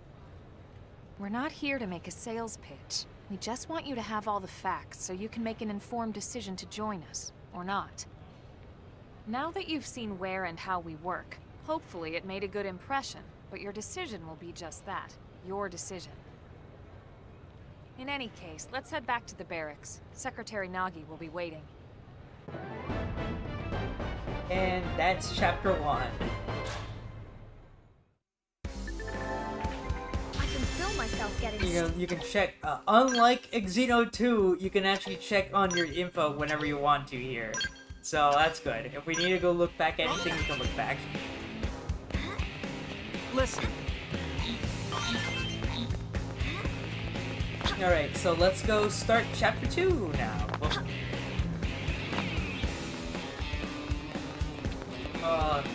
Also, I was trying to open up the map to teleport, but I can't use the map yet.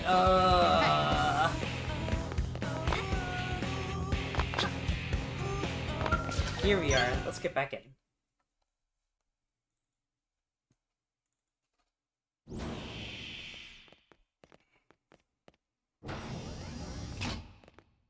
Honey, we're home. Yes, very amusing. Who wants a fresh cup of tea? Thank you, Ms. Gu, but I can't stay long. I just wanted to pass along a request from your commanding officer. Commander Vandam? Does it have anything to do with our new arrival? Correct. He stopped by while you were out on your tour. He said he'll come back, but that I shouldn't wait to ask you. Here we go. I bet I can guess. You probably can. He wants to fast-track our new friend here for blade duty with a training assignment. What in the hell are we waiting for? As he put it. The commander does have a way with words. Makes even my pitch sound smooth. I explained about the memory issues, but he didn't see it as a problem. And to be honest, given our current need for blade recruits, I can't say I entirely disagree. Hey, it's not me you need to convince. Blade service is voluntary, remember? Of course, and I would never force or coerce anyone. Well, friend, what do you say? Can we count on you to do your part? Sure. I knew you'd make the right choice. Welcome to the organization. Elma, she can start on your team. You'll begin training immediately. Yes, Mr. Secretary. With pleasure.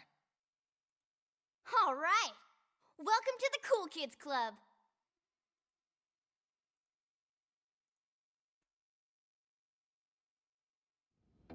Now then, let's discuss that training assignment. We've decided to start you out on a probe installation, just to get your feet wet. I guess we should back up a bit. Here in New LA, we're using a specialized computer system called Frontier Nav to help us deploy a sensor grid across Mira. A network of data probes that allows us to monitor conditions and collect all kinds of information about the planet. Expanding that grid and filling in the blind spots is one of Blade's highest priorities. Here, take a look at this. What you're seeing on screen is a terrain map that includes New LA and the surrounding landmass. As you can see, we've divided the area into a series of hexagonal blocks. We call these blocks segments. Together, they form our grid. We determined this was the most efficient pattern, given the limited range of our probes. Based on it, we know exactly where we need the probes to go. Now we just have to install them. The sooner the better, as far as I'm concerned. The Frontier Nav probes can also detect the general locations of living things in the vicinity, which comes in handy if we need to track down a blade or another citizen. Yes, quite handy indeed. So for this first exercise, you'll be heading here, to that white segment. Go there, install the data probe, and then come back home. Got it. East of the city. In that case, we can take the east gate out of the administrative district, right? We should be there in no time. I'll leave the details on the data probe installation procedure to you, Elma. Of course, Mr. Secretary. All right, you two, shall we? Yeah! Training or not, let's go install the hell out of that probe!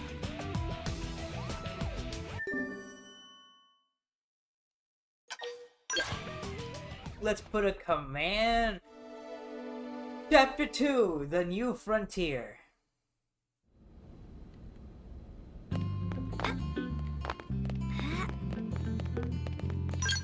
Oh, I finally got the map. Oh, thank God.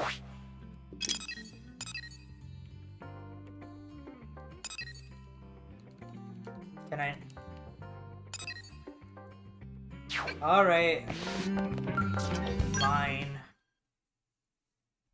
Just trying to teleport for convenience for fun. Man, am I glad we pulled an assignment to the east of the city this time. It'd be a long walk all the way back over to the west gate. Hold on. Are we even sure the East Gate will be open? Last I heard, it was still on lockdown from all the high-level indigent activity. It was, but they just lowered the threat level earlier today. The gates are officially open for business. One of our teams must have gone out there and kicked some furry indigent butt, huh?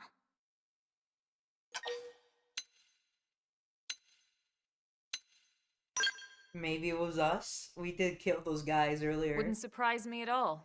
Irina's team is one of our best. How does she know Irina and Gwyn? We ran into them just before we met up with you. They were on their way out to an assignment. Well, then that settles it. It must have been them, right? Man, forget this amateur hour pro baloney. Those guys are where the action's at. I'll try not to take that personally. But enough talk. We've got our mission to deal with. Let's head out. Roger. That probe isn't gonna install itself. Let's get to the East Gate, shall we?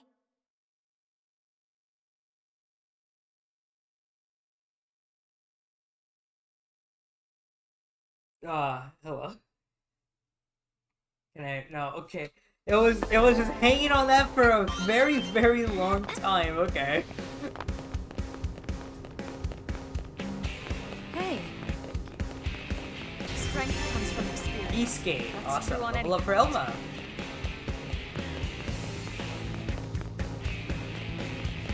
This will sound. This will sound pretty something that's furries. Maybe. Maybe it is. Hey. Hey, I need to acquire some information about you. Thank you.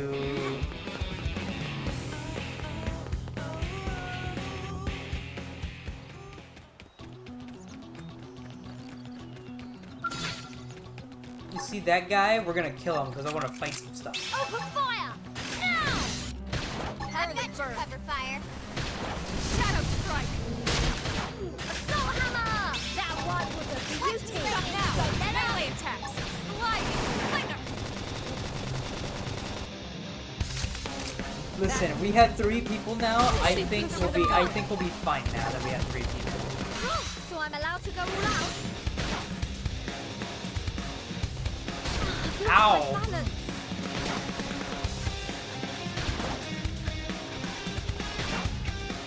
Side slash. Ow. We're up against a big target. Buff up now. I'm all set. Let's do this. What? Shadow strike. Slit edge. Flame grenade. Are you kidding? I'll take this one. Shoot it. Side slash. Sorry. Upper hand. Furious. Scream edge. Okay, I'm getting sun. Slit edge. There we go. Bleh. Lynn leveled up. Nice. We're just gonna keep going down this walkway. Blah, blah, blah, blah, blah, blah.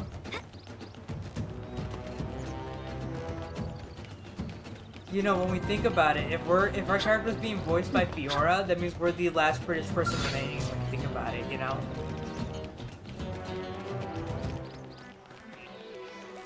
Whoa.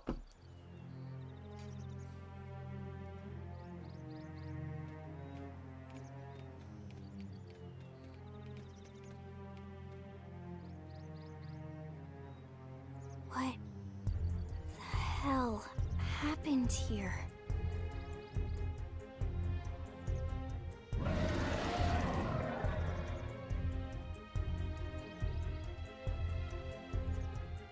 You don't think that one Sinicula could have killed all these simius?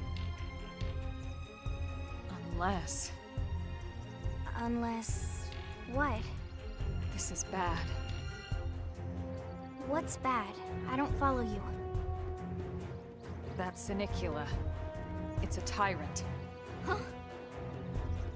But it looks just like any other Sinicula. Think about it.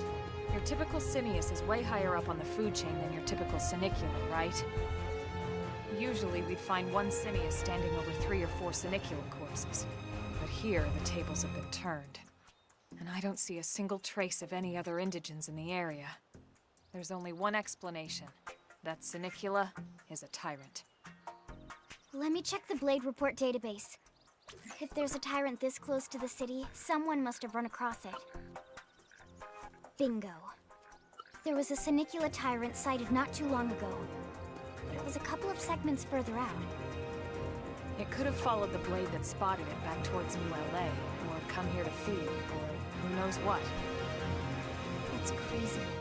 I can't believe there's a tyrant right on our doorstep and HQ isn't doing a thing about it.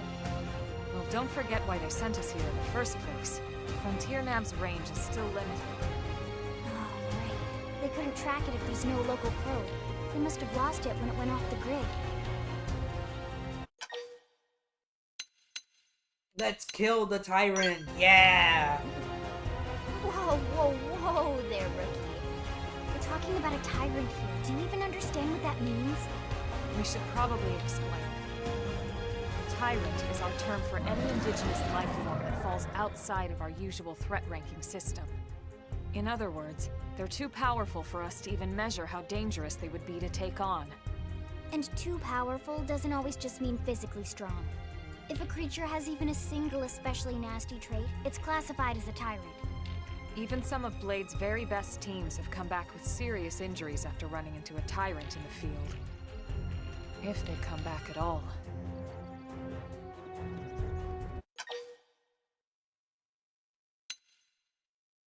We must protect ULA.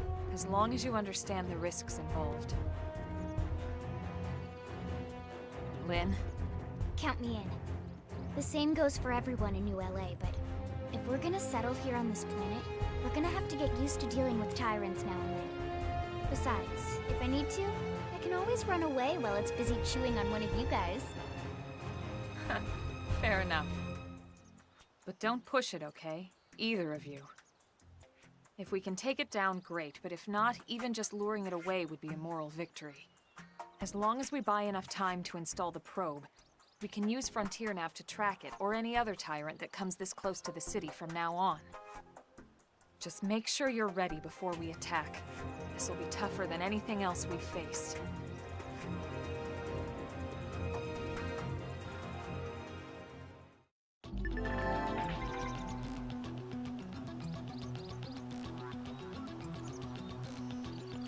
Okay, so... Not the wrong one again, grr. Nothing for me. What about for Elma? Elma's got a new outfit we can give her. Lynn, nothing for Lynn. But Elma's got a new outfit on.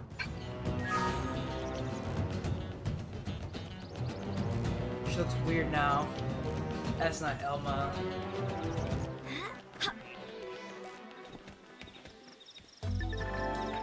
Yeah, we know. I already told them how to deal with different stuff. We've been spotted, and it's big. Engaging! Lay down some fire for us! Now! Melee attacks! When I hit hard. Hit him again for me! Shadow strike! Oh, so I'm allowed to go all out? Side slash! Well, Slice! Blade! No! Reach! Attacks to them! Wow. Are you kidding? Puffball this Kalunga! Just shoot it! Slit edge! Soul hammer! Up nice! Move in and do some damage! Shadow strike! Flame grenade! Slice! Flicker! Fire carnival! Scream edge! Now we're finished! Take the attacks to them! Upper hand! Go. Who cares how big they are? Concentrate your fire armor! Use an aura! Get control of the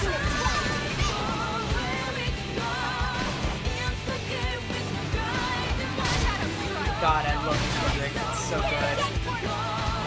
So I'm allowed to go live. Move in and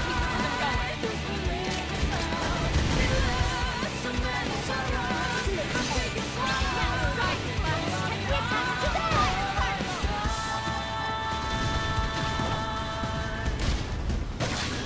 Are you kidding? Upper Feel this hand! Kalunga! Just shoot it! Slit Now edge! topple them! Well, Scream when I edge! hit hard! Got him.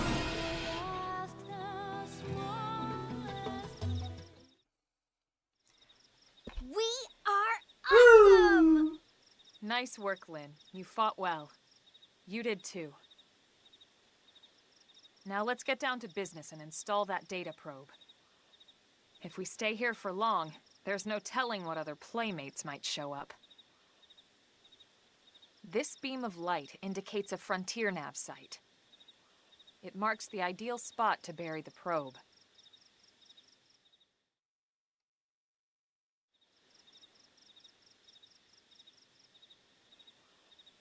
Okay, the probe should be ready for insertion. I'll just boot it up. Thanks, Lynn. The top half of the cylinder contains the probe itself. The bottom half is a laser. It dissolves the soil so the probe can burrow to the proper depth. We tried just planting them on the surface at first, but we kept running into problems with the local wildlife damaging the goods. Burying them is going to save us all a lot of time and headaches in the long run. We all set? Yes, ma'am. Whenever you're ready. Why don't you do the honors? You can launch it right from your comm device. Give it a try. Launch. Hiya.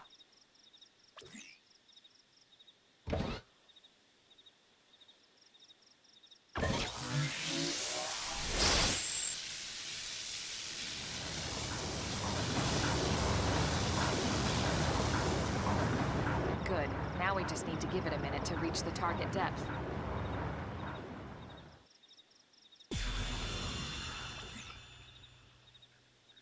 And installation complete. We are now online with a solid connection to Frontier Nav. Excellent. See? At the end of the day, there's really not much to it.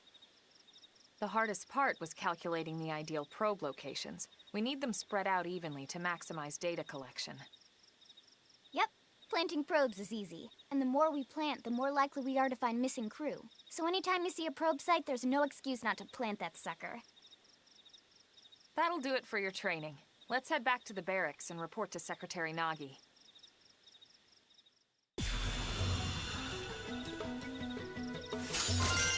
Nice. This is how we put a probe down into the earth. Yeah, different ports when the match to enemy fates. The bigger the enemy, the harder it is. Doesn't matter what level we are.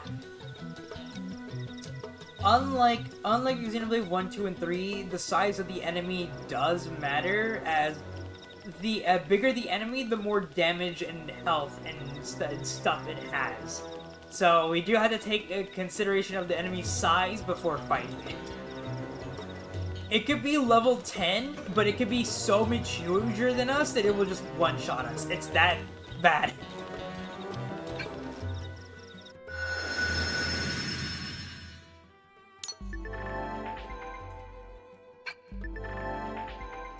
Segment markers, yeah, markers, recon, blah, blah, I'll tell them.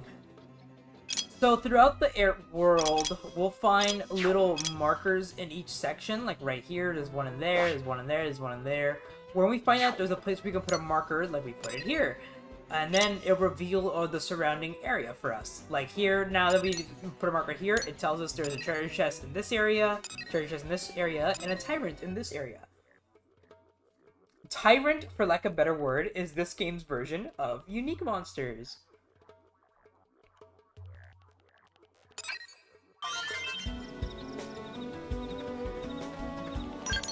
I believe we can just, like, go back now, right?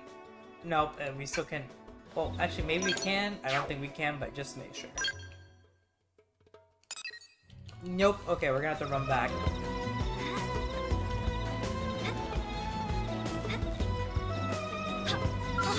Oh my god, bro. Oh my god, bro. Oh my god. I can stack it. Flame grenade! Putting a point blank shot, my god.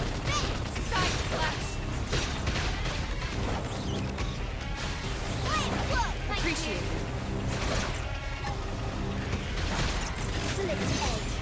Damn it, that was so bad.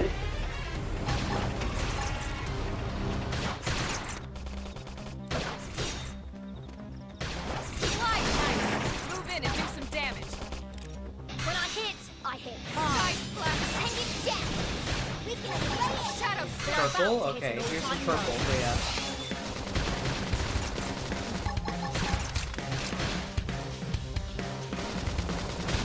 Destroyed. Move in and strike. When I hit,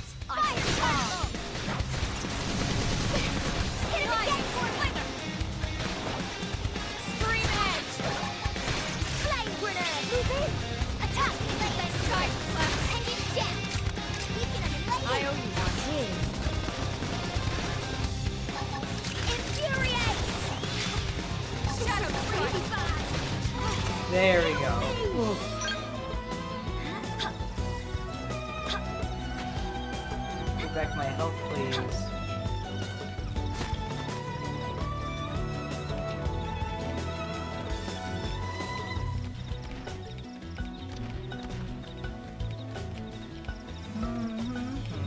Bum, bum, bum, bum, bum, bum, bum, bum, bum, bum, bum, bum, bum, bum, bum, bum, bum,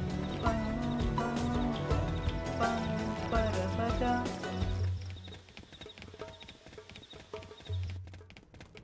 Yup-a-roo, yup. Actually, before we go, I would like to put one of these down here. A mining probe can go here. That'll be important for later.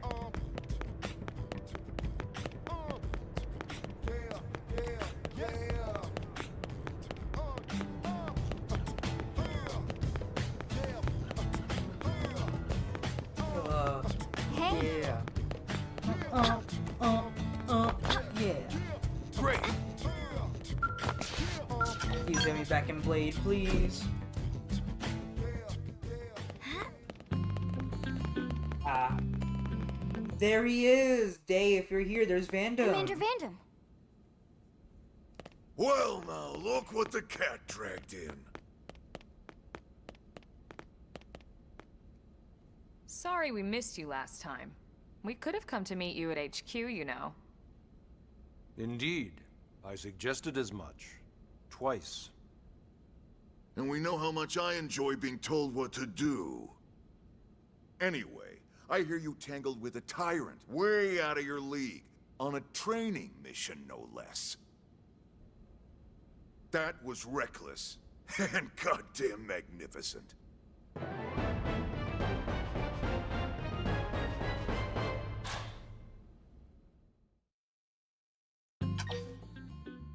Okay, the progress? Yes, please.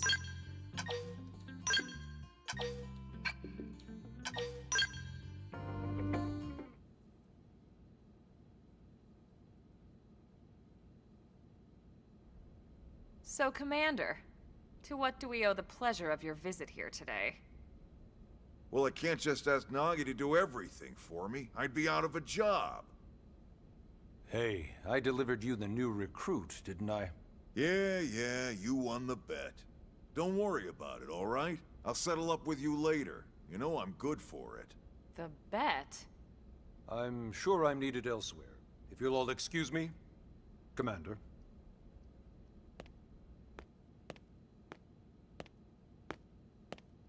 Well, that wasn't obvious at all. Huh. Look at you two. I swear, you're like two children excited about a new toy. Look who's talking. I don't recall ever seeing you file a request to personally train a rescue before. Is that so odd? It is before we'd even asked her to become a blade, little Miss Stick in the Rear. Usually I ask when I don't get your slang expressions, but something tells me to just let that one go. Enough about that. Where are your manners, anyway? I still haven't been introduced to our new recruit here. Commander Vandam is Blade's top officer. In a past life, I was chief engineer on the White Whale. Same idea, basically. Someone has a problem, I fix it. You follow? Huh. Not much for conversation, are you? So you still haven't told us why you're here. From the look of things, I'm guessing this isn't a social call. You don't think? No. So let's cut the crap and get down to business. Ha! Sounds like you're learning my expressions just fine, Elma. Anyway, first we need Chatty Cathy here to choose a division and pull an assignment.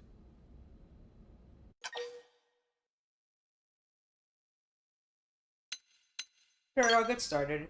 Whoa there, Itchy Trigger. I know you're just chafing at the bit to run out there and grab the world by its tail, but you need to choose a division first.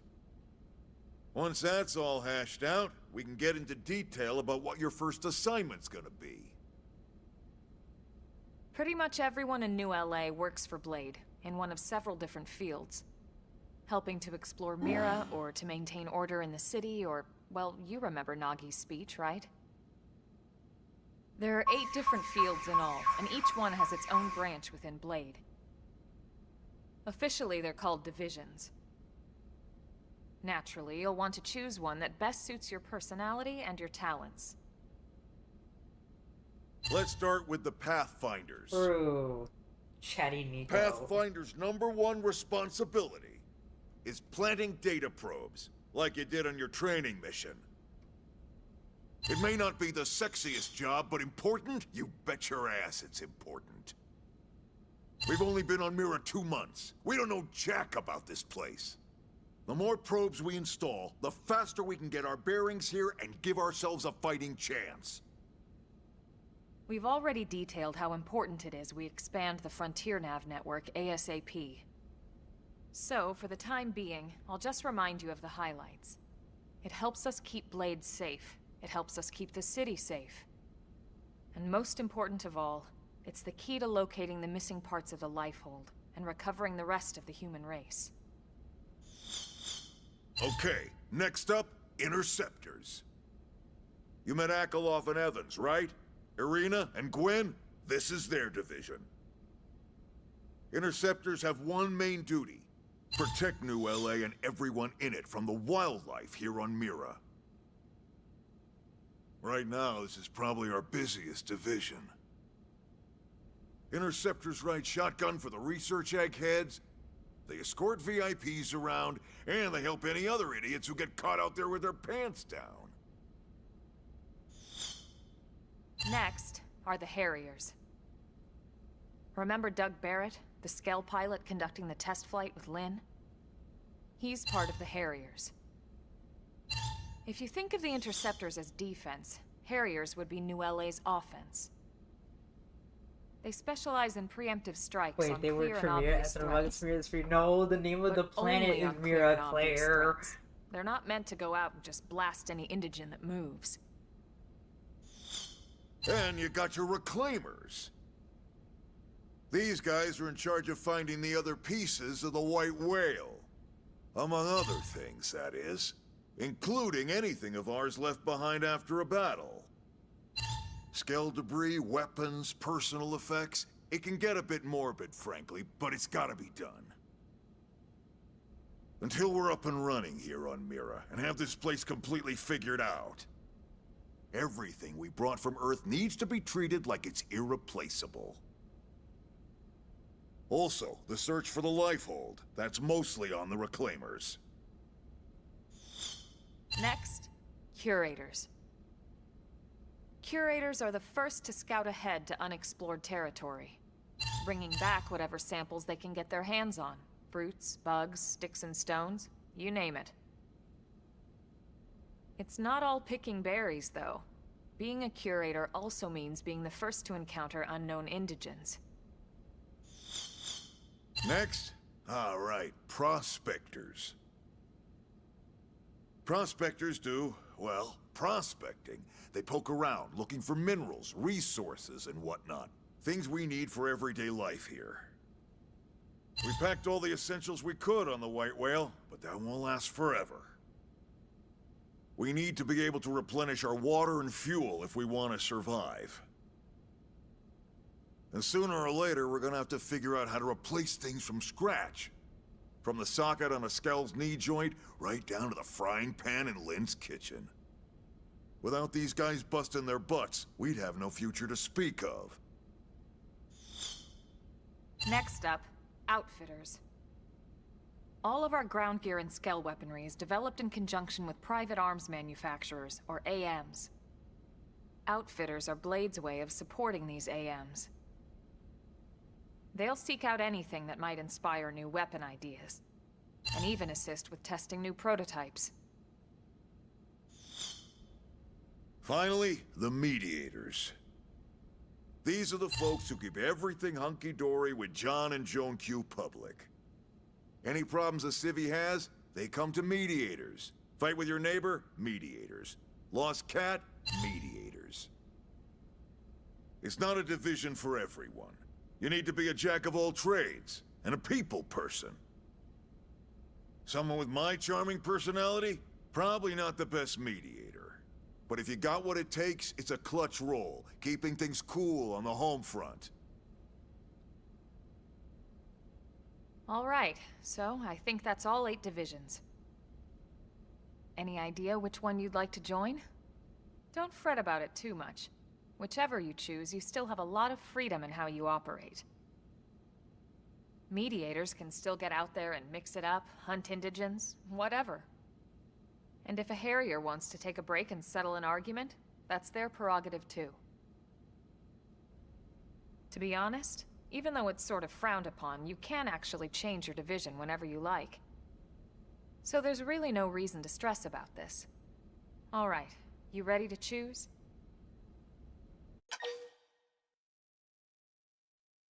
Yes. Yeah, and? We're on pins and needles here. So, let's confirm. My god. We can pick any of them, like I said. You're not stuck to it. If I do, like, Harriers to eliminate threats, like the unique monsters, it's not gonna mean I can't do regular side quests. Anyone can do anything. This is literally just so people can know which one you favor more.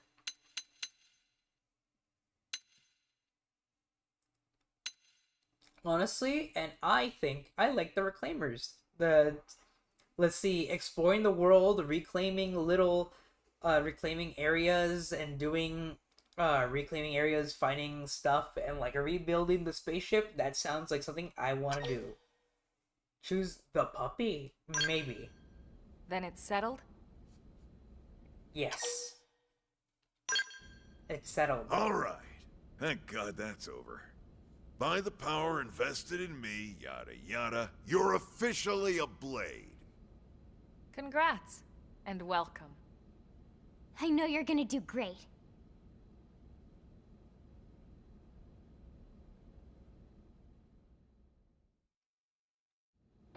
Now for the job. Let's get down to brass tacks.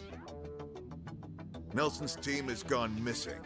Last contact we had, they were installing a data probe out in eastern Primordia. Then, nothing. Nelson. Pathfinders, right? Are we talking indigents here or what? Your guess is as good as mine, but they did have a skell with them. You'd think they could hold their own, or at least run away. Alright, we're on it. We'll head to their last known location and go from there. Report whatever you find ASAP. Of course. Let's move. Roger that. Anyway, Chapter 3. Let's do this. Chapter 3, Builders of a Legacy. We now have access to the store and mini missions, thank God.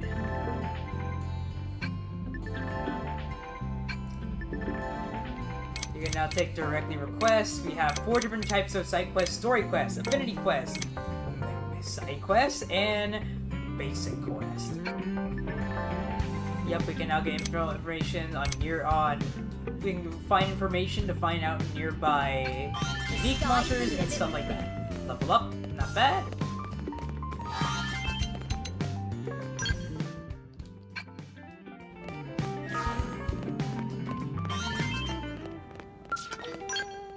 Let's head out.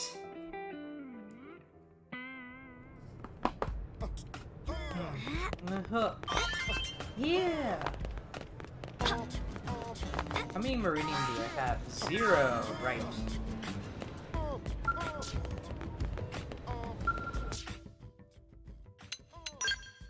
What's the best knife I could have equipped right now? Oh my god.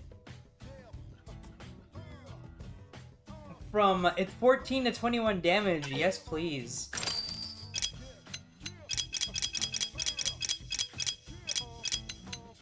From 3 to 6 damage. Okay.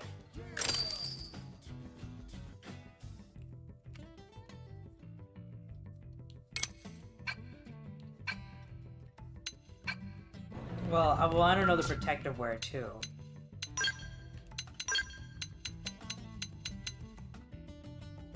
Snorkel, diving mask, survival headset.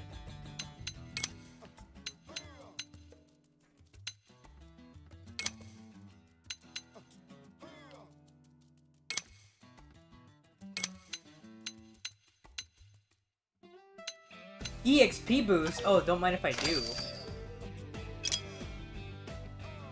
Diving bodywear, swimsuit top.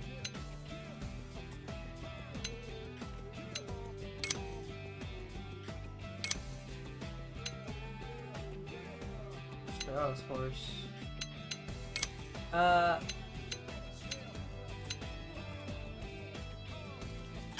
Yeah, I'll take this one. It's EXP boost again.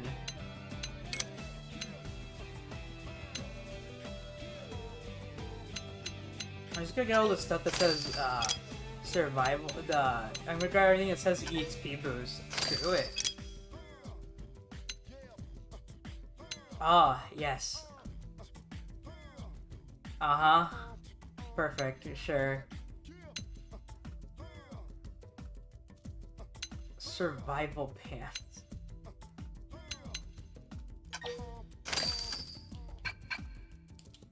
Okay. They look ridiculous.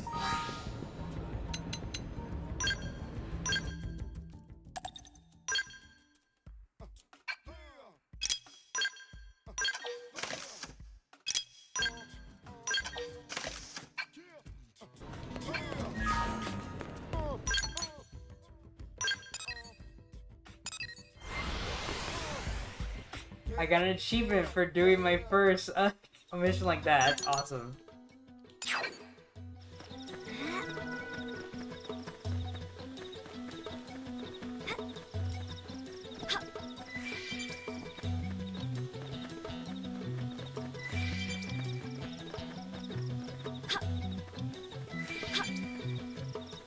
What level is this anyway? This is level 9.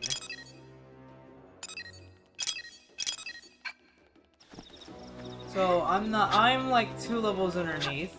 That's a level 55 crab.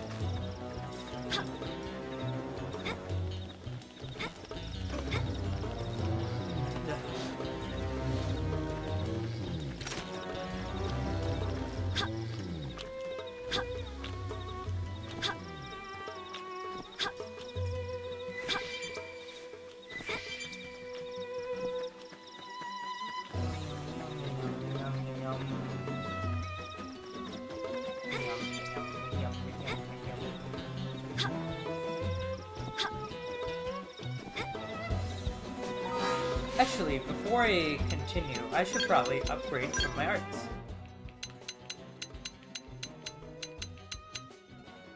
Where's Topple? That's this one.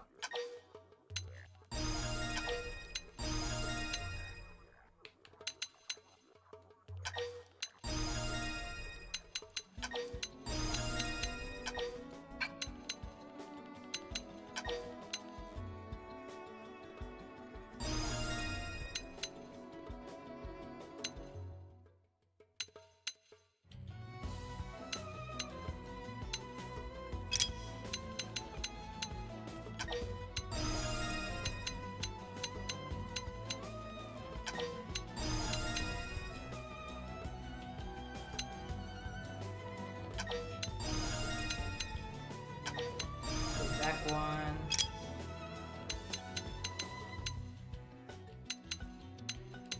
Oh, Wild Down and Wild Smash. Yes, please. Oh.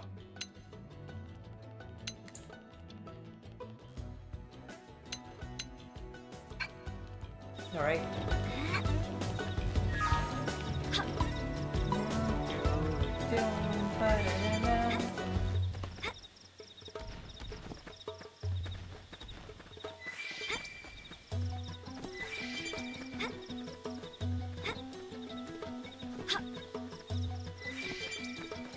Yep-a-roo. Yep-a-roo.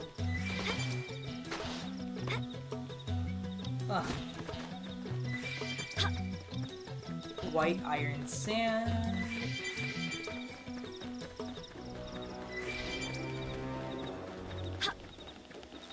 Just a heads up, I gotta leave for the 30 in a doctor's appointment. We're most likely gonna end soon. My plan was to finish chapter 3 and then we're gonna end it for tonight. We've been going on for like 2 hours and 26 minutes, so like it shouldn't be that longer now. Hopefully this quest isn't as long as I think it is. How do I even get up there? That's a good question, actually. How do I get up there?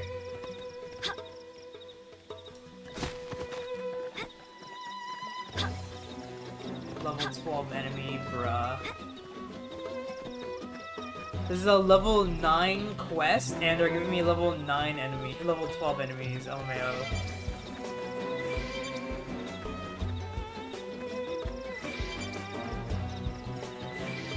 That looks like the way to go right there.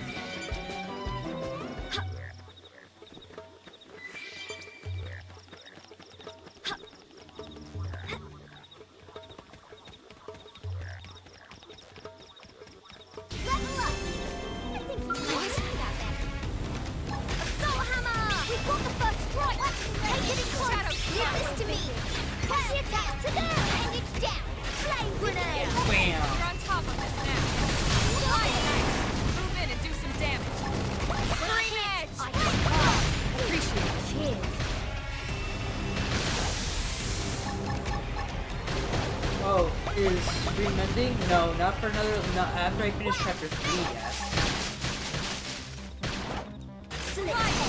Not yet, but it will be ending soon-ish.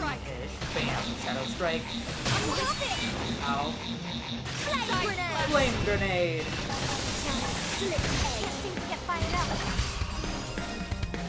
Rank up.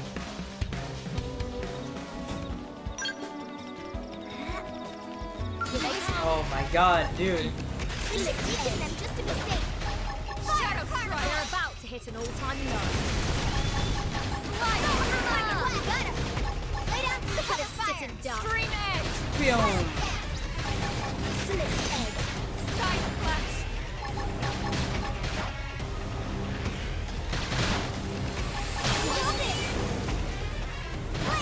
Ion, use an aura!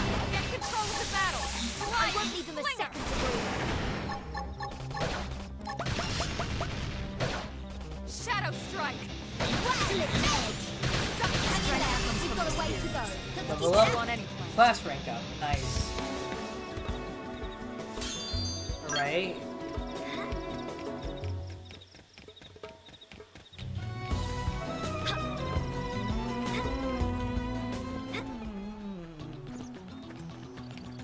Well, how close am I to a level? 164 out of 400. Boo.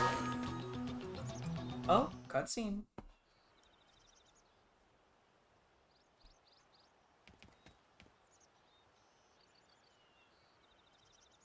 Damn. I knew we would have heard from them by now. It was definitely fighting something. But this damage, it's not the usual claw or bite marks. No signs of the team. If they were eaten, we'd know it. So did they walk away, or were they taken?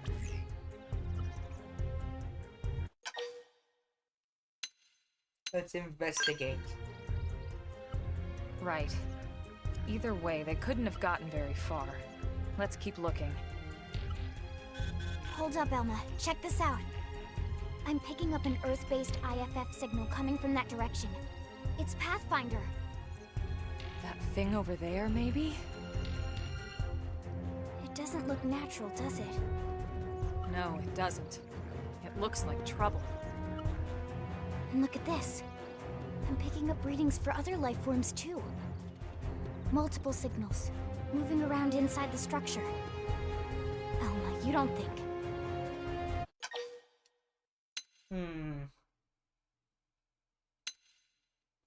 There might be intelligent life I think you're right. Look at their movements. They're controlled, orderly. They're definitely not wild animals. Now the question is, are they native to Mira? Or are they visitors like us? And if so, from where? You think it's one of the forces that destroyed Earth? Let's not jump to any conclusions. It's a big universe out there. Of course, we shouldn't rule it out either. Should we call this into HQ? Yes, but not from here. If we're picking up their signals, they might be close enough to intercept ours. You there! Drop your weapons. Stay calm. We don't want to provoke them. Earth aliens, surrender! They know about Earth? You may have been right after all, Lynn.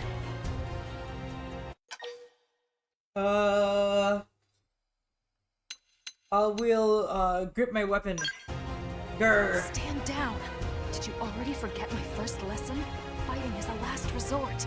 Our friends here appear to be able to speak our language. Which means we need to find out if diplomacy is a viable option. You're right. We come in peace, and we're willing to negotiate. If you have any Earth alien prisoners, we'd ask the conditions for their release. If you don't, we'll leave you in peace. No negotiation. No conditions. We have our orders. All Earth aliens must die.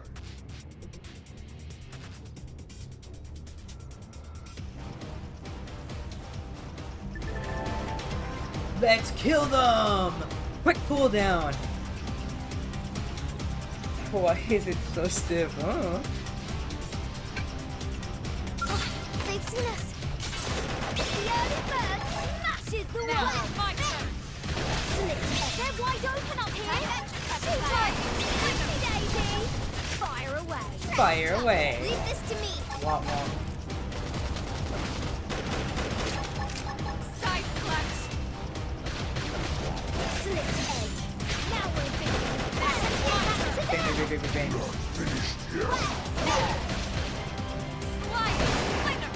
Great, now we try to fight something else. True. So the way how this new gimmick works, at the bottom right underneath there's a green bar that says Y. If you hover over a art that is still on cooldown, you can press Y to immediately use it. Flame grenade! There is no way to rebuild the Y meter per battle. You get a certain amount of Y meter. The only way to get more of this meter is by doing certain side quests and get more charge. Leave this to me! More cooldown charge. The more cooldown charge you have, the more you'll be able to combo arts into each other. Like, watch this. Boom. I don't have enough to use it again. Oops. I can use this one. Bam. Do it again. Screw it. Boom. Do it again. Screw it. Boom. Do it again. Screw it. Boom.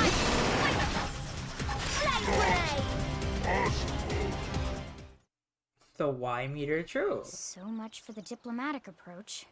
What's the deal with wanting us all dead anyway? Yeah, I wonder. They did mention they were following orders. Maybe someone higher up their chain of command would be willing to negotiate. So you had to fight. Well, to be fair, they didn't know. We were trying to prevent a fight. They didn't know we could prevent it. Yeah, so that's quick cooldown, and it's an amazing feature. Yeah, to increase it, you need energy clips. The energy clips will make it so that you can use more, you can have more cooldown, and it's really good. So keep an eye out for those energy clips. Mining probe is fine.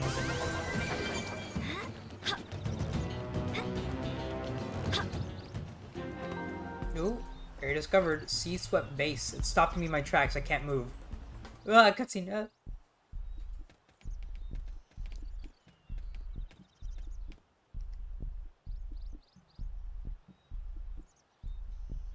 Lynn, can you give us an approximate location for that IFF signal? Let's see.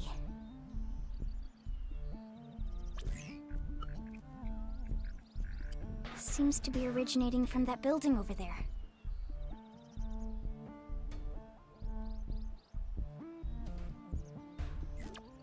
Then we'd better get moving. There's no time to lose.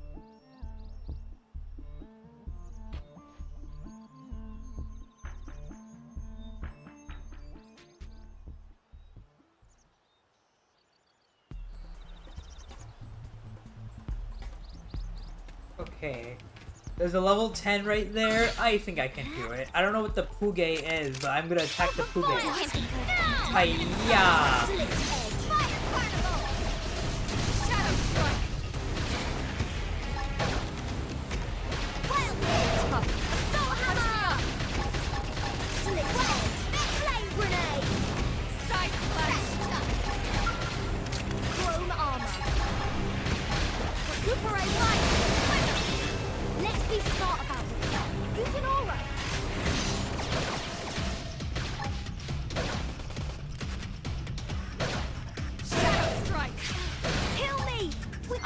up first.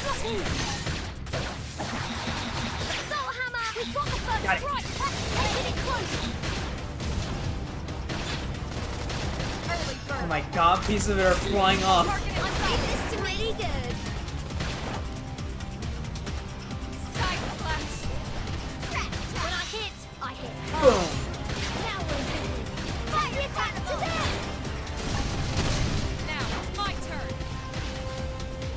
Is that it? Is just the body now? Alright, it's just the body. Slit edge. Slit edge.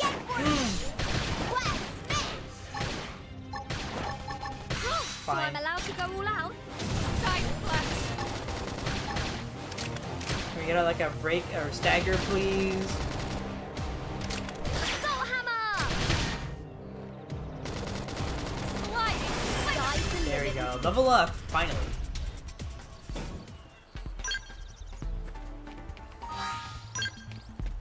A new art? Who got a new art? Elmo. Shadowrunner. Shadowrunner, TP boost potential from behind, boost damage, disable enemies detection. Niiko getting jump scared by a cutscene? I would never. Trash talk. Ooh, this one's a good one. Inflict taunt with morale plus boost TP. Great. Yeah, let's get that up there.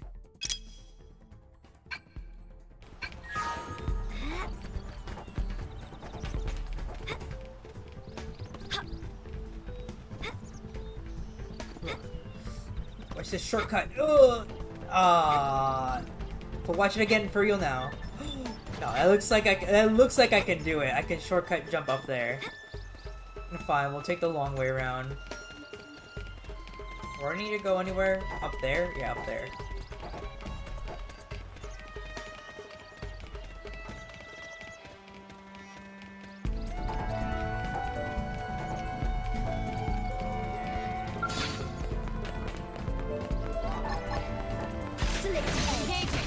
Lay down some fire for fire. Shadow strike. Side slash. I toppled him. Now, my turn. Lay down some cover fire. Soul Hammer. Oh, Slit edge. bam. Split edge. Split edge. Split edge.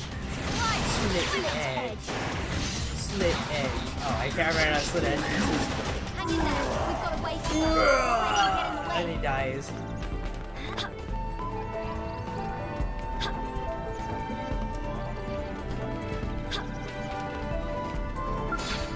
I'm gonna go all out. Let's see what you've got. Slit edge. Now we're in big shadow strike. The attack to them. Slide. Slit edge. Edge. Move in and do some damage. Side slash. Leave this to me. Slit edge. Now we're in business. Tell the attack to them. Slide. Flame grenade. Shadow strike. Slit edge. Soul hammer. Bam. Upper daisy. Fire away. You know what? Everyone can concentrate fire on this enemy, please. When I hit, Neutralize. Switch to close range combat.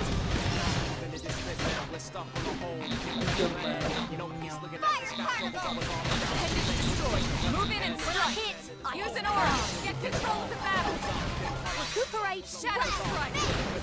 That's the dent in him. Move in and keep the So I'm rhythm allowed to going. go out. Oopsie daisy. Fire Target away. in sight.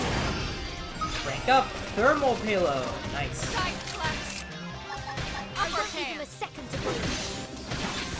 I was doing something else. No. The early bird cannot make the world.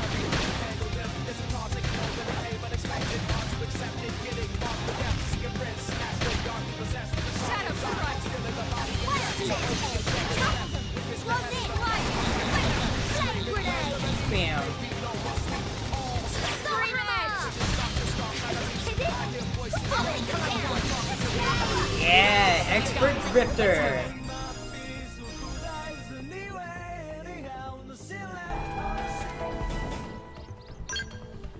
So now, if you go to party and go to classes, I have Drifter maxed out. I have all the arts I could use for this class, so I can now change to a different class, or I can continue using it. There is a benefit to using other art classes, as after you max out a class, you can use some arts from the previous class. Not all the previous classes, like not the branching path, but from the previous one. So that's good. But it's also not for every class, which is weird. But The point is that I'm gonna save with Drifter, as I don't have any other weapons for the next class, as this class I am right now, it says right here, this is assault rifle and knife. The next one is dual sword and guns. The bottom one is knife and ray gun, and the top one is assault rifle and longsword. So it's either I get one new weapon, or 2 new weapons. And honestly, we're gonna go down the middle route. But first, I won't do that until I get new weapons at the shop.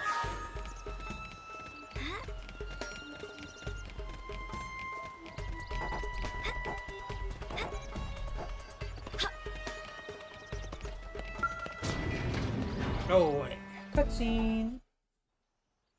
Yum. I dropped some stuff.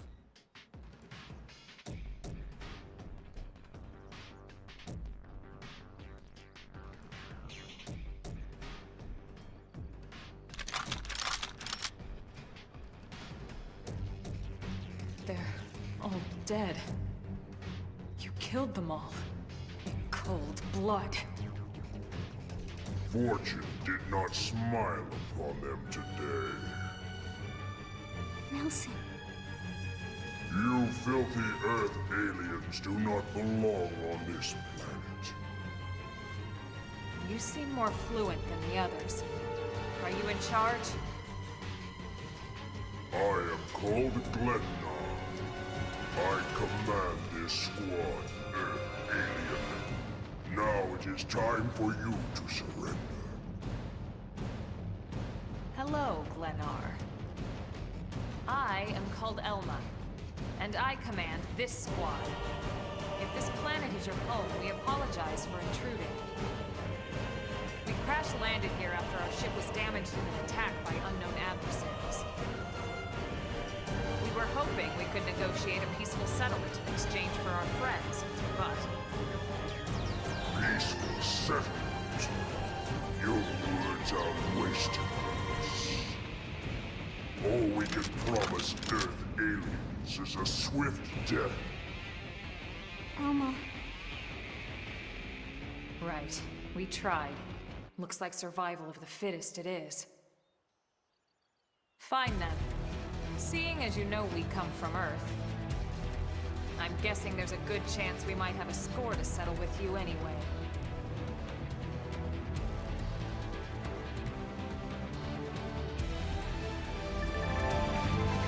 TP points, yeah, we already know how TP works. I literally explained to them.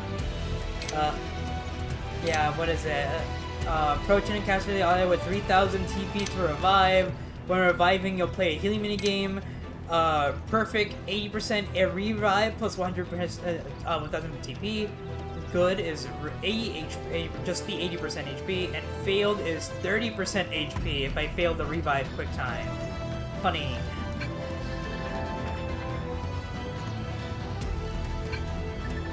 Soul challenges, and so kind of soul challenges be every time issue a soul voice from a different character or the same character. Yeah, we know how to do this. Moral level, the morale level. It's kind of like the fire profile pictures in Xenoblade 1. It's just a meter now, which is kind of lame, but whatever.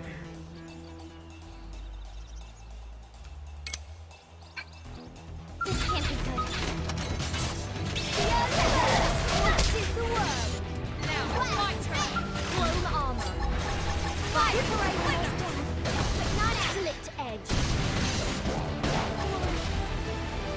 Think harder. Soul hammer. That one was what we need to. Don't let up. Till it's edge.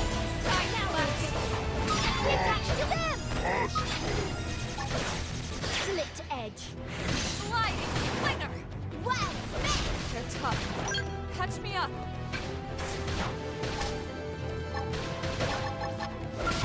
Blown armor. Oh my god. I'm trying to do so much stuff at once. I'm feeling pretty good. Upper hand! Yes! Hit him again for me! So I'm allowed to go wide. Slinger! Nice force! Slit edge. Oh my god. Nice! Move in and do some damage! Fire carnival! Side slash! Hammer! Oopsie daisy! Fire away! Whistle hammer! Target in sight! Okay, it's Shadow topples. strike! Nice! Move in and do some damage! When I hit hard. Upper hand! Sight! I'm in trouble! Heal me! This is wearing me down. I'm all set. Let's I'm do not gonna this. make it. I have to stay in this. Help me! When I hit Boom! That's true on...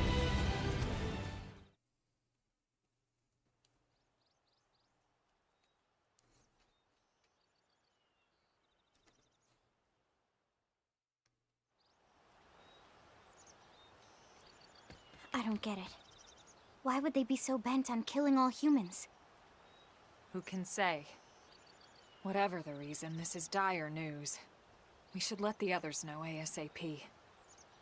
Let's call it in and head back to HQ for a full debrief.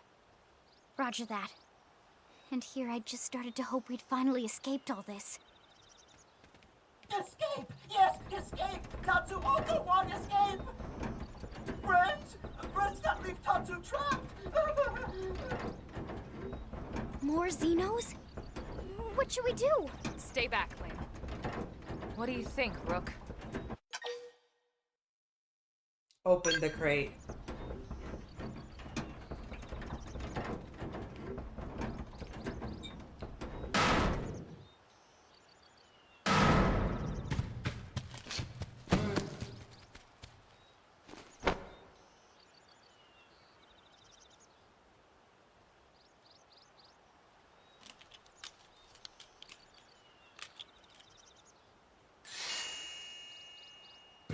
Finally!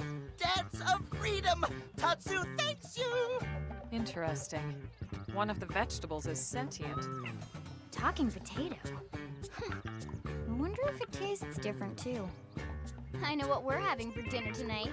You don't know it yet, new girl, but I'm a pretty mean cook. You are mean! Mean and cruel! Tatsu definitely not potato!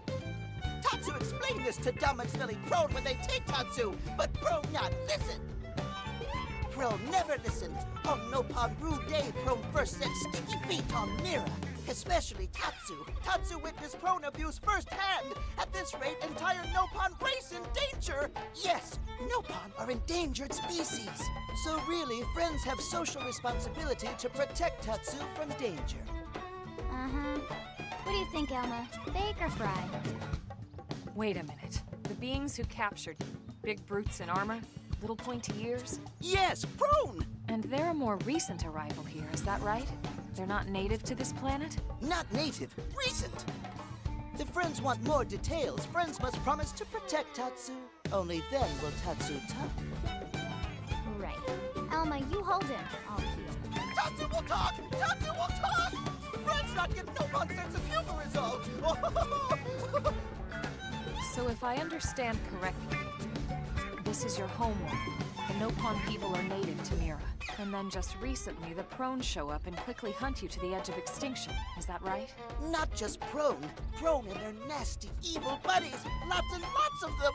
Their buddies? You mean other alien races? Other hungry alien races. They all gang up on Nopon. They do horrible, terrible things to Nopon. Someday, Tatsu will turn tables and eat them for a change. Stare hungrily at Tatsu. Tatsu has seen those eyes before. Hungry eyes, like Prone eyes. Tatsu is here to serve, not be served. Yeah, seriously. What kind of barbarian would want to eat this little guy just like that? We should take care of him. Wash and clean him, season him. That's right, that's right! This is exactly what Tatsu is saying! Take Tatsu to your village, wash and clean Tatsu, season Tatsu, What do you think? Take him with us? He seems harmless enough. And he'd be a good source of information on Mira and the Prone. All right. We can debrief him when we report to Commander Vandal. As long as he passes the quarantine scan, we can bring him back to New LA. Right. Let's get that out of the way. All clear. Then Tatsu can join friends? Dance of joy! New friends are friendliest friends ever! I know! Tatsu has special thank you gift for friends for saving Tatsu's life. Tatsu will lend it to friends for free. Lend? It's not a gift if you don't give it. Give it away? For always? For free? This would be insulting to friends and to Tatsu. No Nopon merchant worth his salt and pepper could do such a thing. Tatsu is grateful, but Tatsu not insane. What? It's insane to think if someone saves your life, you might actually show them some real... And he's not even listening. Friend, do you ever get lost? Tired of bulky maps and flawed memory?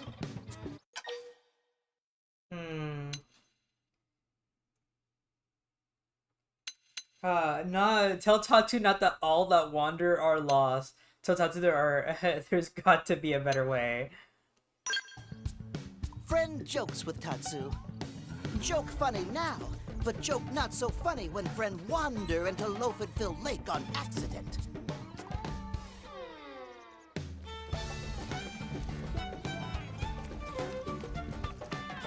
Presenting Follow Ball!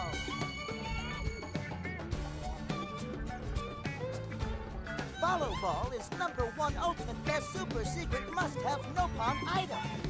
If friends get lost out in wild, friends just follow Ball of Light to safety. And now it's yours, for free, to borrow.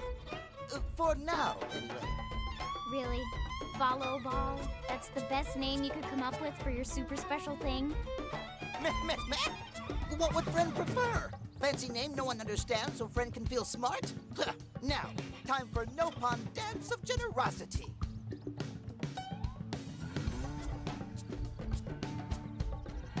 I don't know. Is that thing really gonna be all that useful? What if it's a trap or boom, it just blows up in our faces? Ah yes, that reminds Tatsu. If Follow Ball get damaged, Tatsu need to charge friends full price, plus restock fee. So much for Dance of Generosity.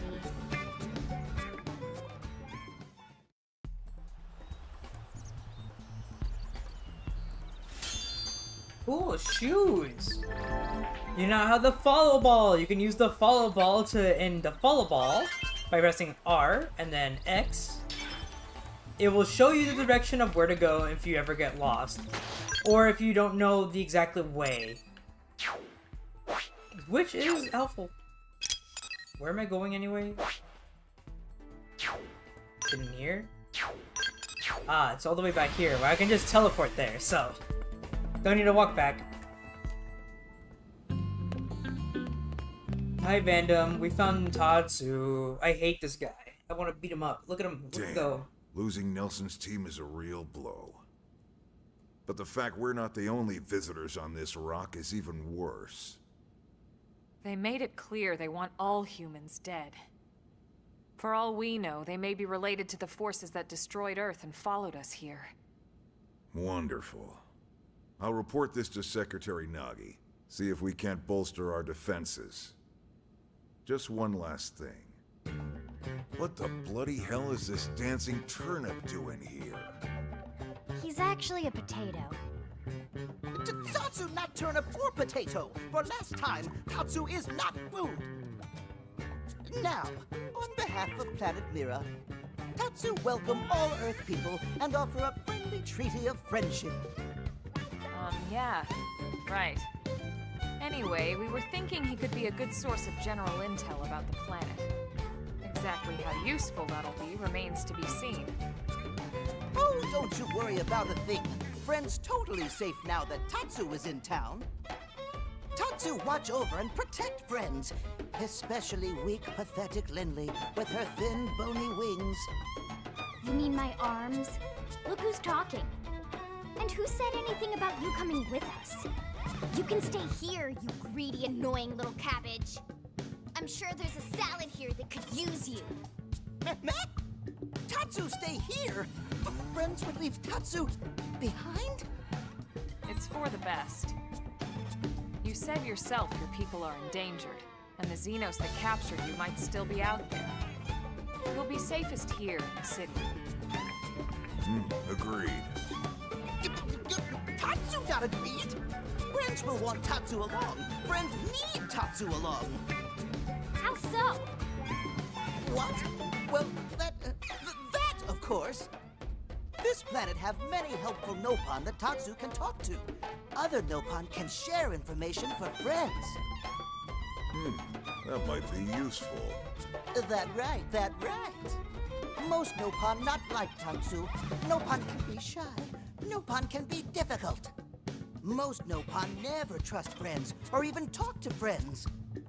But Tatsu? Nopon love Tatsu. Tatsu use smooth talk and winning personality to get friends good info. The tater tot has a point. Uh-huh. More like an ulterior motive, if you ask me. Tatsu perish the thought. Tatsu intentions are pure, Linley. Pure as snow. Linley intimidated by Tatsu's strength and smarts. But do not worry, Tatsu is true friend. Strength and smarts, huh? That's really not what I'm worried about here. All right, then it's settled. Small Fry here will accompany you three out in the field. After all, we can use all the info we can get. Seriously? We have to babysit this thing? You're the ones who picked him up. Besides, would you really want to leave him with another team? Maybe not. Unless we were invited to the meal, I mean. See? Already getting along like peas and carrots. He can be your charge, Lynn. Oh, come on, Commander! That's not funny!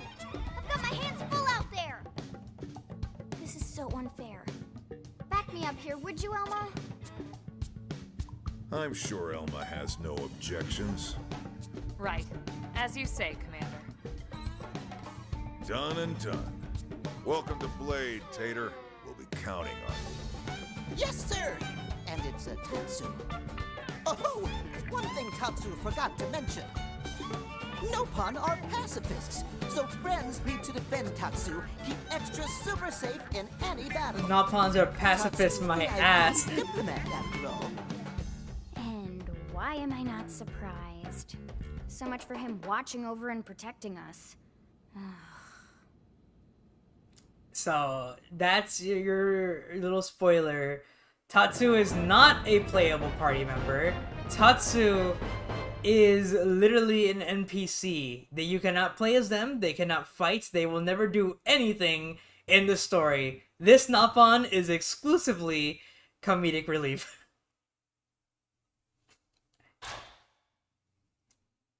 After having party members like Riku, Tora, and the best of all, you know, Ricky, like, this information sucks. Honestly, good. He was getting on my nerves. That's people's interpretation of Tatsu. People do not like Tatsu. People say listen. People know Ricky's the best. People say that Riku is like right behind. It is a constant back and forth of who's worse, Tora or Tatsu. I think Tatsu's worse. I don't mind Tora. Of course you are. You've taken to it like a fish to water, just like Elma and the Commander said you would. Just the same, let's review the key points, and I can fill in some extra details. Blade's top priority right now is to secure missing pieces of the Lifehold. You remember that much. Countless people are frozen in the Lifehold. It's the key to restoring humanity. Up until we ran into the Prone, our biggest concern was that wild indigents would stumble on the Lifehold and damage it somehow. But now there's a more pressing threat. Intelligent alien races who are intentionally trying to destroy us. So, our search has new urgency. We need to find and retrieve all of the Lifehold ASAP. And the best way to do that is by expanding the reach of Frontier Nav. The more probes we can install, the wider we can scan, and the faster we can find bits of the Lifehold. So our primary focus going forward should be to travel around Mira installing data probes. As many as we can, as fast as we can. I can't stress enough how important this is. You still with me?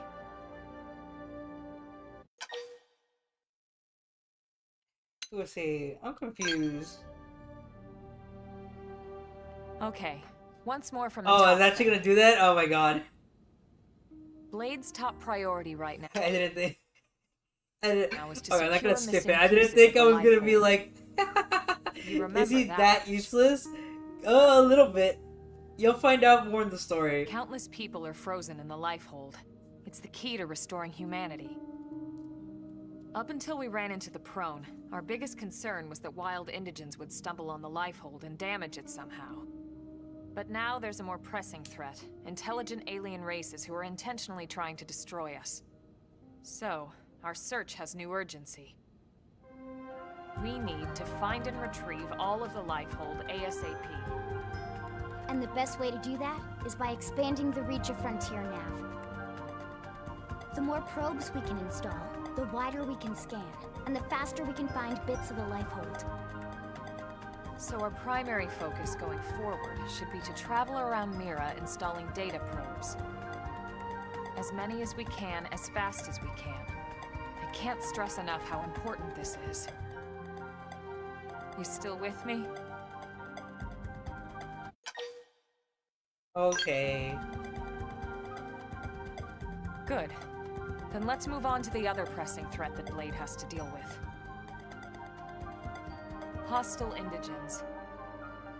There's no real delicate way to put this. Any wildlife that poses a clear threat must be eliminated.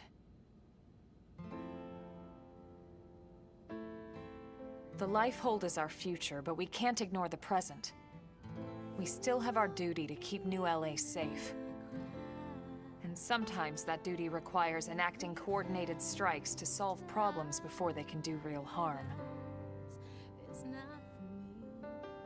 We're the newcomers here, it's true.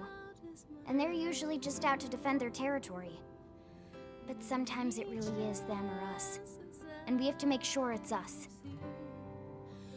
Don't get me wrong. It's not like we run out there and light up anything that moves. Only Blade HQ can choose targets. And they tend to keep them strictly to creatures that pose a significant threat to our survival. In order to contribute to this cause, operatives are asked to form into squads to take on special missions. These squad missions, as we call them, don't get posted to mission control like your other, more typical assignments. Rather, HQ transmits the details directly to all of us at the same time. Basically, they want as many people to know about them ASAP, so they can be taken care of ASAP.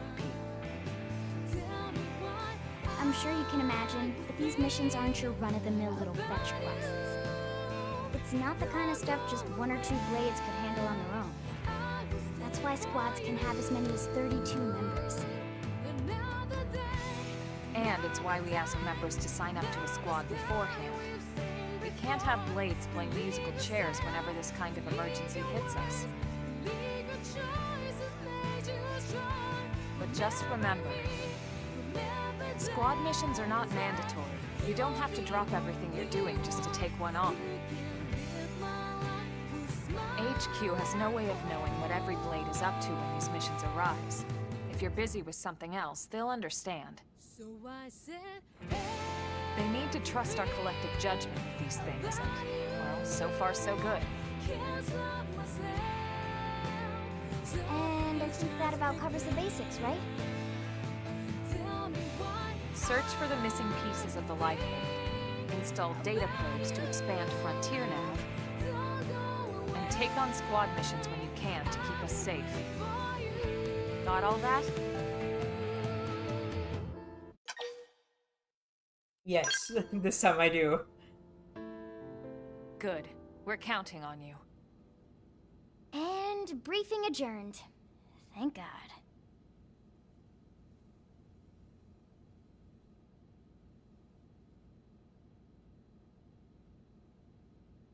All right, well, it's getting pretty late, isn't it? Yeah, let's call it a night. Oh, Tatsu's so excited to sleep in real bed. Lily can show Tatsu to his room now. Oh, your room is right over there. True! Oh, Put him in there! perfect size for Tatsu. Wait, what? Tatsu know what that is. That pressure eater. We'll go in there to cool off. I guess you are smarter than you look. Well, Tatsu not want to brag, but... wait a minute! Tatsu see what Lily did there?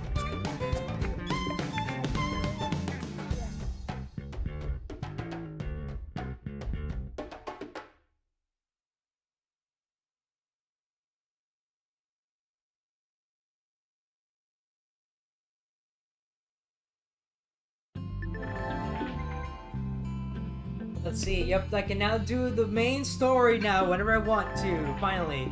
You can now switch classes when you get to rank 10. You can see your active members.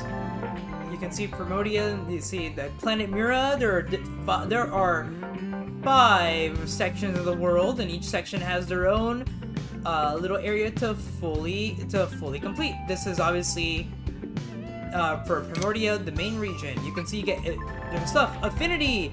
By doing the soul voices that your teammates ask for, you can raise affinity in battle. Also just by battling, doing side quests, and answering certain questions. Pretty good.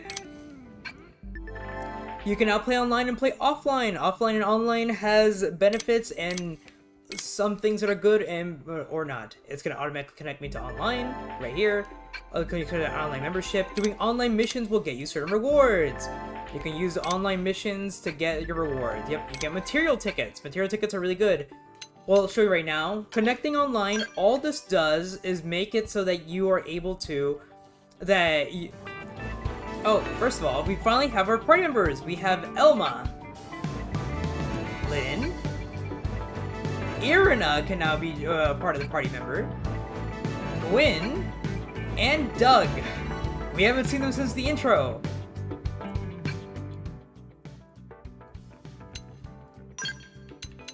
So we can get any of them in the party. Doug is 18, by the way. Jesus. Let's get Elma. Let's get Lynn, and let's get Gwyn, since he's the lowest level besides everyone else. I know you guys don't like Gwyn, but yeah, me neither. Save, yes. Save my progress down there.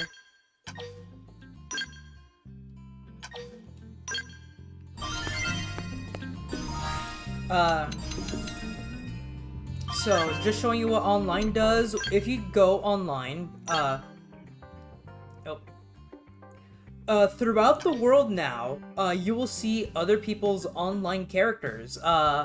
If you walk up to them, you can recruit them for a limited time, and they can be part of your team. If they use you, you get rewards for it.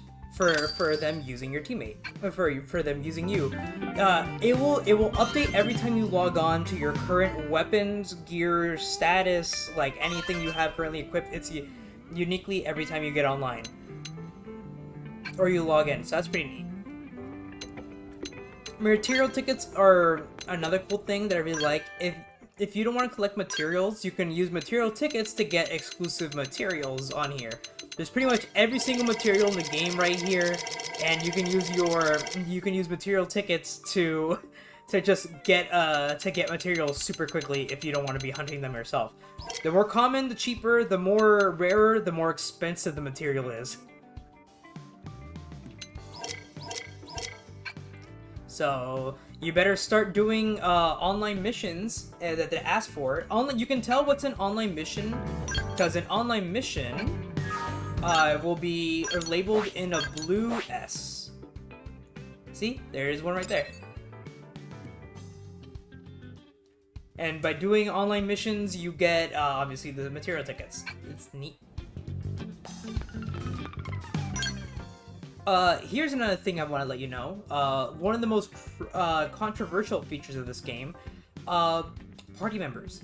So, if you're playing the Wii version, it's different in how it is. In the Switch version, you can just go to active members and switch in and out your party members at all time.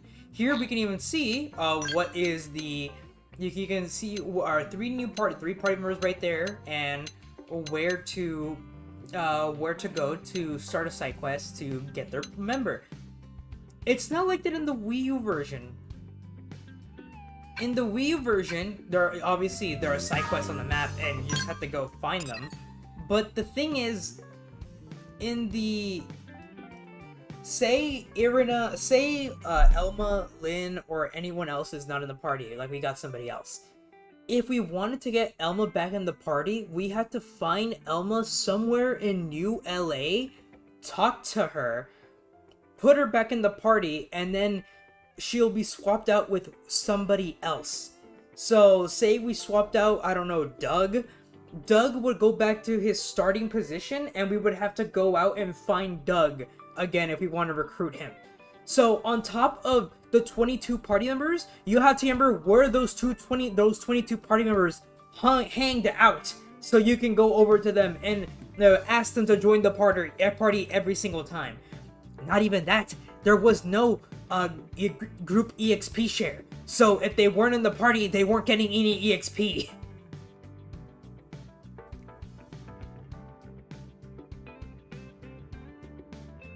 Most people just learned where like 4 people were and just stuck to those 4 people. It didn't matter if they were good or bad.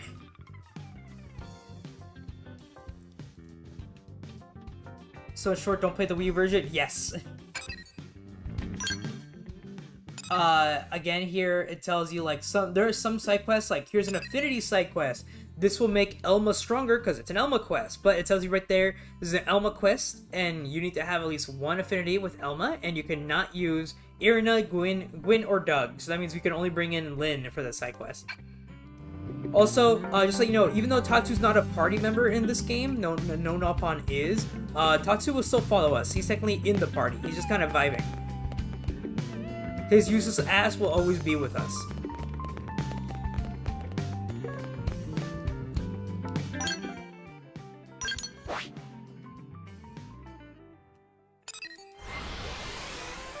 Don't play the Wii U version, correct. Next off, so as you remember, here's the shop that we were in earlier. We can see all the weapons and stuff like that and all that, blah blah blah.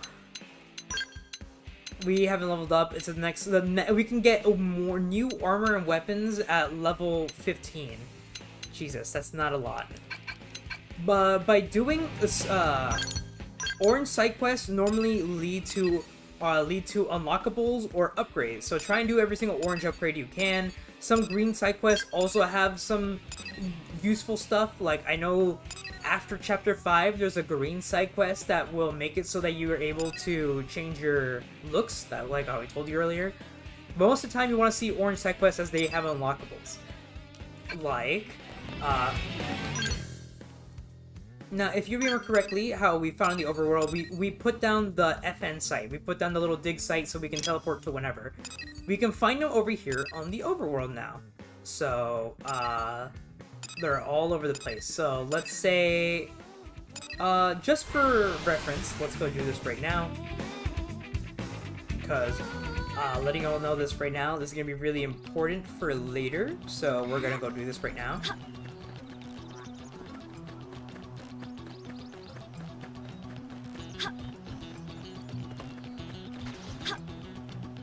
This would have broken you 10 years ago. Yeah.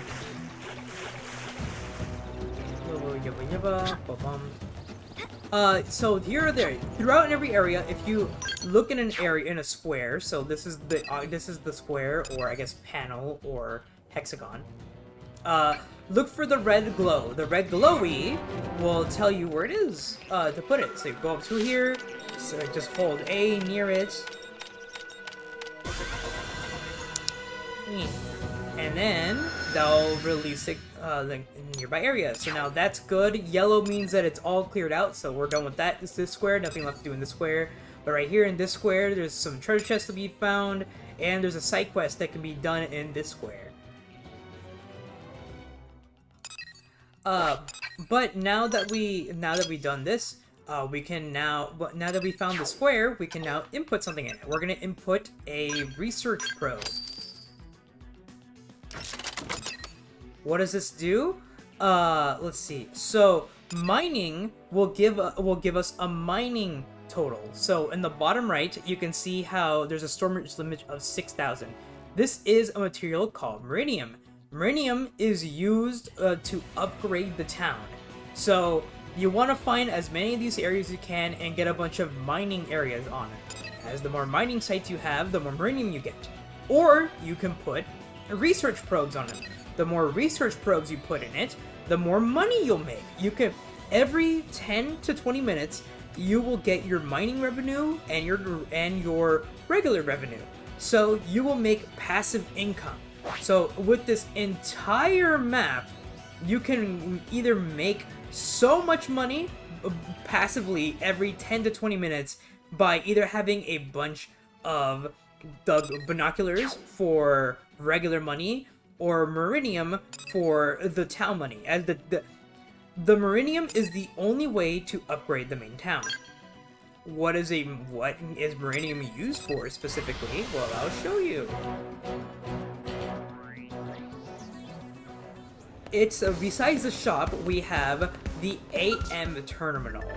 This is very, very stupid and very, very important. Yeah, Sakura inventories. With the Meridium we get, we put it into here, and we have to donate to companies. The more we donate to companies, the more armor, weapons, and upgrades they will have in the shops. We have to upgrade the shops. The shops don't upgrade over time.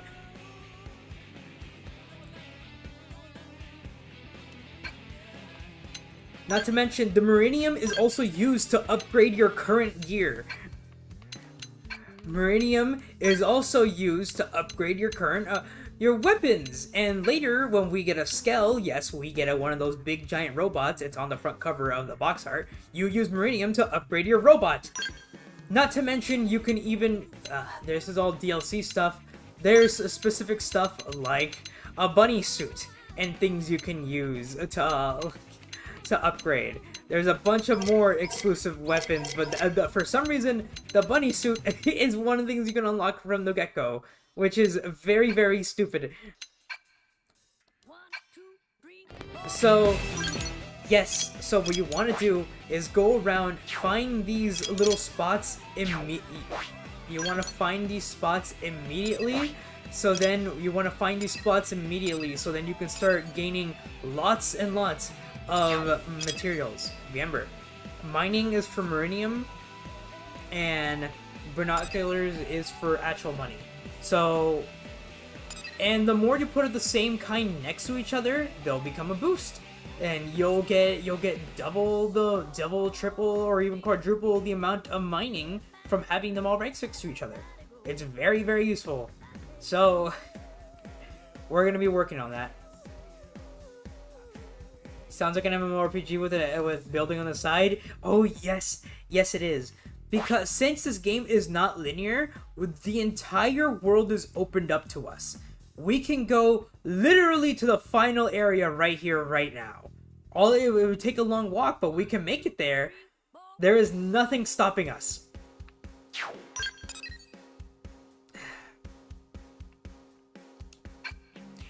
The green quests are actual side quests that we're going to be doing together, so we'll do that. But something I'll do in my own time is right now I'm going to go try and unlock everything.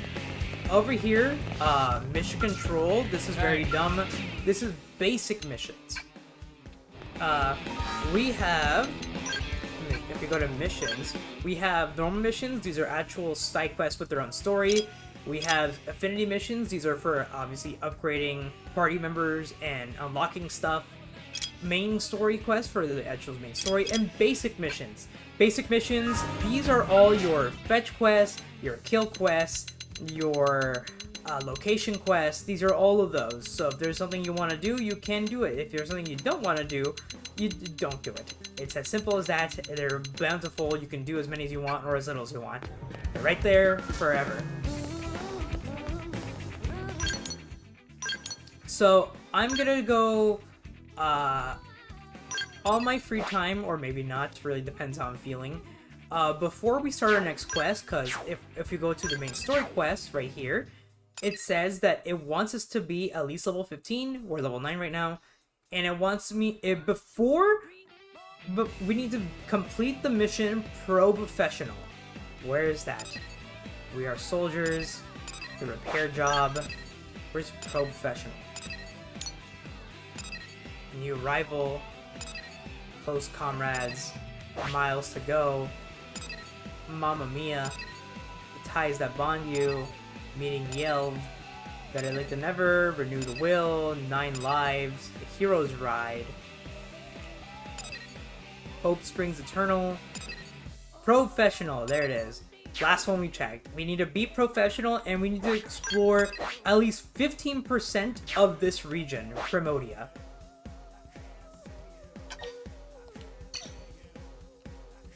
We have explored 2% of this region. So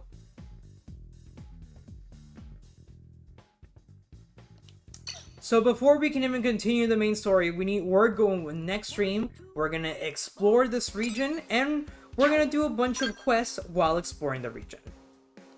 With that being said, I will see you all next time. I'm gonna take a nap and then go eat. I will see you all later. Bye-bye. This game is super complicated, and I can't wait to complain to this game about you guys. Bye.